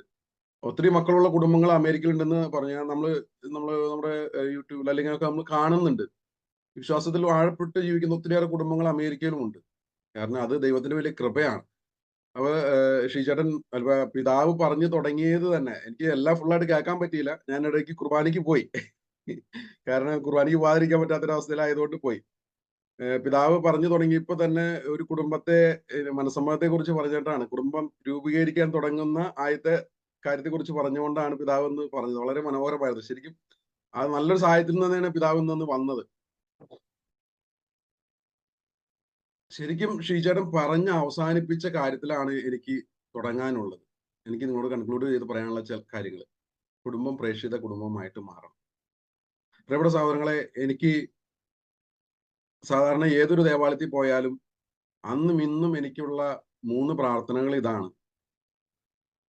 പരിശുദ്ധാത്മാവിനാൽ നിറഞ്ഞ് വരങ്ങളും ദാനങ്ങളും നിറഞ്ഞ് ഫലം പുറപ്പെടുവിക്കുന്ന വ്യക്തിയായിട്ട് തീരണം. കുടുംബം അങ്ങനെയാകണം. എൻ്റെ കുടുംബം മിഷണറി കുടുംബമായിട്ട് മാറും. ഇതല്ലാതെ ഇന്ന് വരെ എനിക്ക് അങ്ങനത്തെ ഒരു പ്രാർത്ഥന അല്ലാതെ വളരെ ചുരുക്കം മനുഷ്യമായ ബലഹീനത കൊണ്ട് ചിലപ്പോൾ പ്രാർത്ഥിച്ചു പോയിട്ടുണ്ടെങ്കിൽ പോലും ഞാൻ പറയുന്നു, 100 ഉണ്ടെങ്കിൽ അതിൽ 90 പ്രാവശ്യവും ഇത് മാത്രം എനിക്ക് പ്രാർത്ഥിക്കാൻ എൻ്റെ പരിശുദ്ധാത്മാവ് എന്നെ അനുവദിച്ചിട്ടുള്ളൂ. ഞാൻ ഓർക്കുന്നു, ഇന്നോളം ദൈവം അതിന് അനുവദിച്ചിട്ടുമുണ്ട്. ദൈവം വഴി നടത്തിയാൽ എന്താ, ഇപ്പൊ 6ാമത്തെ കുഞ്ഞിനെ പ്രകണ്ടായിരിക്കുന്ന സമയത്ത് കൊറോണയുടെ കാലഘട്ടമായിരുന്നു. 2 മാസത്തോളം മധ്യപ്രദേശിൽ പോയി ശുശ്രൂഷ ചെയ്യാൻ സാധിച്ചു. 8 മാസത്തോളം പ്രകണ്ടായിരുന്നു. തിരിച്ചു വന്നിട്ട് ഏതാനും ദിവസങ്ങളിൽ ഇവിടെ ഓപ്പറേഷൻ കാര്യങ്ങളൊക്കെ നടന്നു. ഇപ്പോൾ 7ാമത്തെ കുഞ്ഞിനെ പ്രഗ്നന്റ് ആകാൻ ദൈവം കൃപ നൽകിയതും മിഷനിൽ വെച്ച് തന്നെയായിരുന്നു. ഞങ്ങളുടെ ഒരു അനുമാനം, നമുക്കറിയില്ലല്ലോ, അനുമാനം ശരിയാണെങ്കിൽ വെസ്റ്റ് ബംഗാളിൽ വെച്ചാണ്. അറിയാതെ എൻ്റെ വായിൽ നിന്നിങ്ങനെ ഇടയ്ക്ക് എപ്പോഴും എൻ്റെ ഭാര്യയോട് ഞാൻ പറഞ്ഞു, ചിലപ്പോൾ നോർത്ത് ഈസ്റ്റിന് വേണ്ടിയിട്ട് കർത്താവ് തന്ന ചിലപ്പോൾ ഒരു മിഷണറി ആയിരിക്കാം ഇത് എന്നിങ്ങനെ അറിയാതെ പറഞ്ഞു. അപ്പൊ ഞാൻ പറഞ്ഞ ഷീചേട്ടൻ പറഞ്ഞതുപോലെ ചിലപ്പോൾ ഒരുപാട് തർക്കങ്ങളും പ്രശ്നങ്ങളും പ്രതിസന്ധികളും ഒക്കെ നമ്മുടെ കുടുംബങ്ങൾ ഉണ്ടാകുമ്പോഴും, വഴക്കുകൾ ഉണ്ടാകും, പ്രശ്നം വെച്ചാൽ ഒത്തിരി കാര്യങ്ങളെ അഭിമുഖീകരിച്ചുകൊണ്ട് മാത്രമാണ് ഇന്നത്തെ കുടുംബങ്ങൾക്ക് മുന്നോട്ട് പോകാനാകുള്ളൂ. കാരണം അത്രമാത്രം സാത്താൻ, നമ്മൾ കൃത്യമായിട്ട് പറയണം, സാത്താൻ അത്രയേറെ നമ്മുടെ കുടുംബങ്ങളെ തകർക്കാനായിട്ട് പല വിധത്തിലും ശ്രമിക്കുന്നുണ്ട്. ഞാൻ ഇപ്പൊ കഴിഞ്ഞ ദിവസം എൻ്റെ ഭാര്യ, ഇപ്പൊ ഇന്നലെ നമ്മൾ ഇവിടെ ട്രയൽ നടക്കുന്നുണ്ടായിരുന്നു. നമ്മുടെ കേരളത്തിലെ കോഴ്സിന്റെ ശനിയാഴ്ചത്തെ ക്ലാസ്സിലൂടെ ട്രയൽ നടക്കുന്ന സമയത്ത് അപ്പൊ ഞാൻ നോക്കുമ്പോൾ എൻ്റെ ഭാര്യ കുറെ നേരം ഫോൺ ചെയ്തു, കൂട്ടുകാരി വിളിച്ചിട്ടുണ്ടായിരുന്നു. ആ വിളിച്ച സമയത്ത് എന്നോട് സംസാരിച്ചത് 2 കുടുംബങ്ങളുടെ തകർച്ചയെ കുറിച്ച് എന്നോട് സംസാരിച്ചു. അവിടെ കൂട്ടത്തിലുള്ള കൂടെ പഠിച്ചിരുന്ന കുടുംബങ്ങളെ കുറിച്ചുള്ളതാണ്. ഞാൻ ഓർക്കുന്നുണ്ട്, ഒരു പ്രാവശ്യം ഞാൻ എൻ്റെ ഭാര്യയും കൂടി അങ്ങനെയുള്ള ഒരു അങ്ങനെയുള്ള കുടുംബം വെച്ചാൽ അവളുടെ കൂട്ടുകാരത്തിന്റെ കുടുംബത്തിൽ കടന്നു ചെന്നപ്പോൾ ശരിക്കും എനിക്ക് അവിടെ ഫീൽ ചെയ്ത കുറച്ച് കാര്യങ്ങളുണ്ടാവും. ഞാൻ അത് കഴിഞ്ഞ് തിരിച്ചുള്ള യാത്രയിൽ എൻ്റെ ഭാര്യയോട് പറഞ്ഞു, ഇന്ന കാര്യങ്ങൾ അവരോട് ചെയ്യാൻ പറയണം. ഞാൻ അധികം ഒന്നും സംസാരിച്ചില്ല അവിടെ, പക്ഷെ എങ്കിലും എൻ്റെ മനസ്സിലേക്ക് ഫീൽ ചെയ്യും. അപ്പൊ അത് കഴിഞ്ഞപ്പോ എൻ്റെ ഭാര്യ ആ രീതിയിൽ അവരോട് ഇങ്ങനെ ജസ്റ്റ് ഒന്ന് വെച്ചാൽ അന്ന് അവരെ വിഷമിപ്പിക്കാത്ത രീതിയിൽ പറഞ്ഞു വന്നപ്പോഴാണ് അവര് ആ ഭാര്യയോട് അതെല്ലാം തുറന്നു പറഞ്ഞു.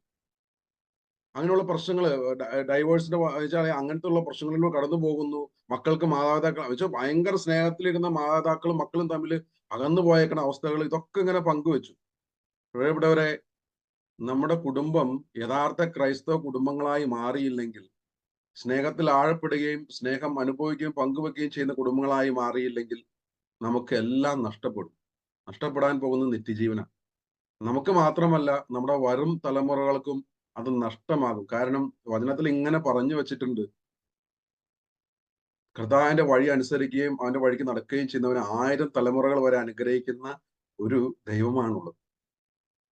ഇല്ല എങ്കിൽ തലമുറ 3-4 തലമുറ ശിക്ഷിക്കുകയും ചെയ്യുന്നു. ഞാൻ പറയുന്നത് സ്നേഹിക്കുന്ന ദൈവമാണ് നമ്മുടേത്. ദൈവം ശിക്ഷിക്കുകയല്ല, നമ്മുടെ തലമുറകൾക്ക് ആ ശിക്ഷകൾ സ്വയമേ ഏറ്റുവാങ്ങേണ്ട അവസ്ഥകൾ വരും. നമുക്കറിയാം, ഇന്ന് ഞങ്ങളുടെ നാട്ടിലൊക്കെ നോക്കി കഴിഞ്ഞാൽ പണ്ട് കാലത്ത് വളരെ പ്രതാപത്തോടെ ഇന്ന് പല കുടുംബങ്ങളെയും ഇന്ന് കാണാനില്ല. നമുക്ക് ഒന്നേ പകർന്നു കൊടുക്കാനുള്ളൂ, നമ്മുടെ കുടുംബങ്ങൾക്ക് അല്ലെങ്കിൽ മക്കൾക്ക് ദൈവത്തിലുള്ള വിശ്വാസവും സ്നേഹവും ഒക്കെ. ഞാൻ വളരെ സ്നേഹത്തോടെയും ആഴത്തോടെയും കാണുന്ന, അല്ലെങ്കിൽ ഞാൻ പറയില്ല, എൻ്റെ ജീവിതത്തില് ഒരു നമ്മൾ പറയും, നമ്മുടെ എല്ലാവർക്കും ഒരു സൂപ്പർ ഹീറോ ഉണ്ടെന്ന് പറയും. ഞാൻ എപ്പോഴും അഭിമാനത്തോടെ പറയുന്ന ഒരു കാര്യമാണ്, എൻ്റെ മാതാപിതാക്കളാണ് എൻ്റെ സൂപ്പർ ഹീറോ എന്ന്. കാരണം അവരാണ് എനിക്ക് ദൈവത്തെ കാണിച്ചു തന്നത്. കാരണം എൻ്റെ അപ്പൻ ഒരു ദിവസം ഇങ്ങനെ വന്നിരുന്ന് ഭക്ഷണം കഴിച്ച സമയത്ത്, അപ്പൻ ഇങ്ങനെ തൊഴിലുറപ്പിന്റെ പണിക്കൊക്കെ പോകും. വേറെ പണികളൊന്നും ഇല്ല. അപ്പൊ പ്രായമായി എൻ്റെ മക്കളെയും കുഞ്ഞുമക്കളെയൊക്കെ നോക്കിയാണ് വീട്ടിലിരിക്കുന്നത്. അപ്പൊ അതിന്റെ ഇടയ്ക്ക് വെറുതെ ഇരിക്കാൻ പറ്റാത്തതെന്ന് വെച്ചാൽ, വെറുതെ ഇരിക്കാൻ വെച്ചാൽ ശാരീരികമായിട്ടൊരു അധ്വാനം വേണമല്ലോ. അപ്പൊ അതുകൊണ്ട് അപ്പൻ ഇടയ്ക്ക് ഇങ്ങനെ തൊഴിൽ, അപ്പൊ ഞാൻ ഇടയ്ക്ക് പറയുമായിരുന്നു, അപ്പം വേണ്ട, ചെയ്യണ്ട എന്ന് പറഞ്ഞാൽ അപ്പം പറയില്ല എന്ന് പറയും. അപ്പൊ എന്റെ അപ്പച്ചൻ ഒരു ദിവസം വന്നിട്ട് ഇങ്ങനെ കരയാണ്. കരഞ്ഞ സമയത്ത് അപ്പച്ചനോട് ഞാൻ ചോദിച്ചു, എന്തേ അപ്പച്ചൻ കരഞ്ഞ വെച്ചാൽ, ഭക്ഷണം കഴിക്കുന്ന സമയത്ത് ഉച്ചയുണ്ട സമയത്താണ് കരയണേ. അപ്പൊ ഞാൻ ചോദിച്ചു, എന്തേ അപ്പാന്ന് ചോദിച്ചു. എന്റെ അപ്പൻ അങ്ങനെ കരയുന്നത് ഞാൻ കണ്ടല്ലോ, ആകെ 3 പ്രാവശ്യം ഞാൻ കണ്ടിട്ടുള്ളൂ. എന്റെ അപ്പൻ ജീവിതത്തിൽ കരയുന്നത് ഞാൻ 3 പ്രാവശ്യം കണ്ടിട്ടുള്ളൂ. 2 പ്രാവശ്യം എനിക്ക് വേണ്ടിയിട്ട്, 2 അല്ല 3 എനിക്ക് വേണ്ടിയിട്ട് തന്നെയാണ്. അപ്പൊ ഇങ്ങനെ കരഞ്ഞ സമയത്ത് ഞാൻ എന്ത് ചോദിച്ചു, അപ്പം പറഞ്ഞു, എല്ലാവരും അവിടെ വെച്ച് പറയാണ്, ജോർജ്, എന്റെ അപ്പന്റെ പേര് ജോർജ് എന്നാണ്, ജോർജ് മക്കൾക്ക് വേണ്ടിയിട്ട് ഒന്നും സമ്പാദിച്ചു കൊടുത്തില്ല, ഒന്നും ചെയ്തില്ല എന്ന് പറഞ്ഞു എന്ന് പറഞ്ഞ അപ്പൻ സങ്കടപ്പെട്ടു. ഞാൻ അപ്പനെ ഞാൻ അവിടെ ഇരുന്ന് ഇരിക്കണു, കുറച്ച് നീങ്ങിയിരുന്നായിരുന്നു. ഞാൻ ചെന്നേച്ച് അപ്പന്റെ കസേരയുടെ അടുത്ത് ചേർന്ന് നിന്നിട്ട് അപ്പനെ കെട്ടിപ്പിടിച്ചിട്ട് പറഞ്ഞു, ഒരു അപ്പന് മകന് കൊടുക്കാവുന്ന ഏറ്റവും വലിയ സമ്പത്താ എൻ്റെ അപ്പനെ എനിക്ക് തന്നത്. കാരണം യഥാർത്ഥ ദൈവം എന്താണെന്നും ആ ദൈവവിശ്വാസം എന്താണെന്നും കാണിച്ചു തരികയും അതിൽ ഇന്നോളം ജീവിക്കുന്ന, എന്നുവെച്ചാൽ ഒരു മാറ്റവും ഇല്ലാതെ ജീവിക്കുന്ന ഒരു അപ്പനാണും അമ്മയാണും എനിക്കുള്ളത്. ഒത്തിരി കുറവുകൾ അവരുടെ ജീവിതത്തിലുണ്ട്. പക്ഷെ ഇന്നും ഞാൻ കാണുന്നുണ്ട്, വെളുപ്പിന് 4 മണിക്ക് എണീറ്റ് എല്ലാ ദിവസവും കൃത്യമായിട്ട് പ്രാർത്ഥിക്കുകയും അതിനുശേഷം ദേവാലയത്തിൽ 5:45 പോയി 6 മണി 6:30 വരെയുള്ള സമയം ദേവാലയത്തിൽ എല്ലാവരോടൊപ്പം ഇരുന്ന് വെച്ചാൽ നേതൃത്വം നൽകിക്കൊണ്ടാണ് എന്റെ അപ്പനെ ഇരിക്കുന്നത്. ഇന്നും അച്ഛനൊക്കെ അത് അഭിമാനത്തോടെ പറയും. കാരണം എല്ലാ ദിവസവും എല്ലാവരെയും സമർപ്പിച്ച്, വൈദികരെയും ലോകത്തെ മുഴുവൻ സമർപ്പിച്ച് ജവമാല എന്ന ജോർജാനെയും ചേച്ചിയെയും കാണുമ്പോൾ വളരെ സന്തോഷം തോന്നുന്നു എന്ന് പറയും. കാരണം എല്ലാ ദിവസവും അങ്ങനെ ചെയ്യും. അതിനുശേഷം വിശുദ്ധ ബലി അർപ്പിക്കുകയും തിരികെ വന്ന് തന്റെ പ്രവൃത്തി പോലെ വ്യാപരിക്കുമ്പോഴും അതിനിടയിൽ ഒത്തിരി പ്രാവശ്യം ബൈബിൾ വായിക്കുകയും പ്രാർത്ഥിക്കുകയും ജപമാല ചൊല്ലുകയും ബൈബിൾ ഇങ്ങനെ എഴുതിക്കൊണ്ടിരിക്കുകയും ചെയ്യുന്ന, നിരന്തരം അങ്ങനെ പോകുന്ന ഒരു അപ്പനെയാണ് ഞാൻ കണ്ടു വളർന്നത്. ഒത്തിരി കുറവുകൾ എന്റെ ജീവിതത്തിൽ അല്ലാതെ സംഭവിച്ചു പോയിട്ടുണ്ട്. ഇവരൊക്കെ ഇങ്ങനെ നടക്കും. പക്ഷെ ഞാൻ അപ്പനോട് പറഞ്ഞൊരു ഇതാണ്, അപ്പൻ എനിക്ക് യഥാർത്ഥ ദൈവത്തെ കാണിച്ചു തന്നു. ഇതിലും വലിയൊരു സമ്പാദ്യം എനിക്ക് വേണ്ട. ഇന്ന് കൈവിട്ട് ജീവിക്കുവാൻ വേണ്ടിയിട്ട്, എല്ലാത്തിലും നിന്ന് കൈവിട്ട് ദൈവാശ്രയ ബോധത്തോടെ ജീവിക്കാൻ പഠിപ്പിച്ചത് അപ്പനാണ്, എൻ്റെ അപ്പനും അമ്മയുമാണ്. അപ്പൊ അങ്ങനെ ഉള്ള ആ ഒരു മാതാപിതാക്കളാകാൻ ഞാൻ ആഗ്രഹിക്കുന്ന, അങ്ങനെ ഒരു മാതാപിതാക്കളാകാൻ വേണ്ടിയിട്ട്, അങ്ങനെ ഒരു മാതൃക എൻ്റെ മക്കൾക്ക് നൽകണം എനിക്ക് സാധിക്കണേ എന്നുള്ളതാണ് എൻ്റെ ഒരു പ്രാർത്ഥന. അപ്പൊ ഞാൻ പറയാം, നമ്മുടെയൊക്കെ ജീവിതത്തില് നമ്മള് ദൈവാശ്രയ ബോധത്തിൽ ജീവിക്കുന്ന മക്കളായി നമ്മൾ മാറുകയും നമ്മളെ മക്കളെ അത് പഠിപ്പിക്കുകയും ചെയ്യുമ്പോൾ ദൈവമല്ലാതെ മറ്റൊന്നുമില്ല. അങ്ങനെ നമുക്ക് സാധിച്ചു കഴിയുമ്പോൾ നമ്മൾ ഈ പറഞ്ഞതുപോലെ നമ്മുടെ കുടുംബം മുഴുവനും ദൈവം ജനിച്ച് വളരുന്ന വലിയ കുടുംബങ്ങളായിട്ട് മാറും. ദമ്പതികൾ തമ്മിലുള്ള വലിയ പ്രശ്നങ്ങളുടെയും പ്രതിസന്ധികളുടെ ഇടയിൽ നിന്നും ആ സ്നേഹത്തിന്റെ ആഴം നമ്മുടെ മക്കള് വലിച്ചെടുക്കും, അവർ ഊറ്റിയെടുക്കും. അങ്ങനെ നമ്മുടെ കുടുംബങ്ങളെ വിശുദ്ധ കുടുംബങ്ങളായി തീരും. കൊച്ചുരഹസ്യ പുണ്യവത കുടുംബന്മാര്, തിരുക്കുടുംബന്മാര്, ജോൺ പോൾ പാപ്പയുടെ കുടുംബന്മാര്. കാരണം ജോൺ പോൾ പാപ്പയെ കുറിച്ച് പറഞ്ഞില്ലേ, രാത്രി കാലങ്ങളിൽ കൈ വിരിച്ചു നിന്ന് ജപമാല ചൊല്ലി പ്രാർത്ഥിക്കുന്ന പിതാവിനെ കണ്ടുപാടുന്ന മകൻ സഭയെ നിയന്ത്രിക്കുന്ന, അല്ലെങ്കിൽ സഭയെ സ്വർഗത്തിലേക്ക് നയിക്കുന്ന വ്യക്തിയായിട്ട് മാറിയില്ലെങ്കിൽ അത്ഭുതമേ ഉള്ളൂ. അങ്ങനെ ഓരോ കുടുംബങ്ങളും ഇന്ന് നമ്മൾ ഓരോ വിശുദ്ധരുടെയും കുടുംബങ്ങൾ എടുത്തു നോക്കിയാൽ അങ്ങനെയാണ്. അപ്പൊ അതുകൊണ്ട് ഈ കാലഘട്ടത്തിൽ ജീവിക്കുന്ന ദൈവത്തിന്റെ ജീവിക്കുന്ന സാക്ഷ്യങ്ങളായിട്ട് നമ്മുടെ കുടുംബങ്ങൾ മാറണം. നമ്മൾ അതിനായിട്ടുള്ള ഒരു സ്റ്റെപ്പ് വെച്ച് കഴിഞ്ഞാൽ തീർച്ചയായിട്ടും കർത്താവ് അതിനു വേണ്ടിയിട്ട് നമുക്ക് വേണ്ടിയിട്ട് 100 സ്റ്റെപ്പ് വെച്ച് നമ്മുടെ കൂടെ ചങ്കും പറിച്ചു കൂടെ. കാരണം ചങ്ക് പറിച്ച് തന്നവനാ നമുക്ക് വേണ്ടിയിട്ട്. അപ്പൊ അവൻ നമ്മുടെ കൂടെ ഉണ്ടാകും. വേറെ ആരുമില്ലെങ്കിലും അവൻ കൂടെ ഉണ്ടെന്നുള്ള ഒരു ഉറപ്പ് നമുക്ക് അവൻ തരും. അപ്പൊ ആ രീതിയിലാകാൻ നിങ്ങൾക്ക് ഓരോരുത്തർക്കും സാധിക്കട്ടെ. അയാളുടെ കൃപ നിങ്ങളുടെ ജീവിതത്തിൽ ഉണ്ടാകട്ടെ എന്ന് പ്രാർത്ഥിക്കുന്നു. ദൈവം സമർത്ഥമായിട്ട് അമേരിക്കയ്ക്ക് വേണ്ടിയിട്ട് നിരന്തരം പ്രാർത്ഥിക്കുകയും അമേരിക്കയിൽ മാതൃകാ ജീവിതം നയിക്കാനായിട്ട് തയ്യാറെടുക്കുകയും അതിനുവേണ്ടി നിരന്തരം പരിശ്രമിക്കുകയും ചെയ്യുന്ന നിങ്ങളുടെ ഓരോ പ്രവർത്തനങ്ങളും കൂടെ കർത്താവ് ഉണ്ടാകട്ടെ എന്ന് പ്രാർത്ഥിക്കുന്നു. ദൈവം താങ്ക് യു.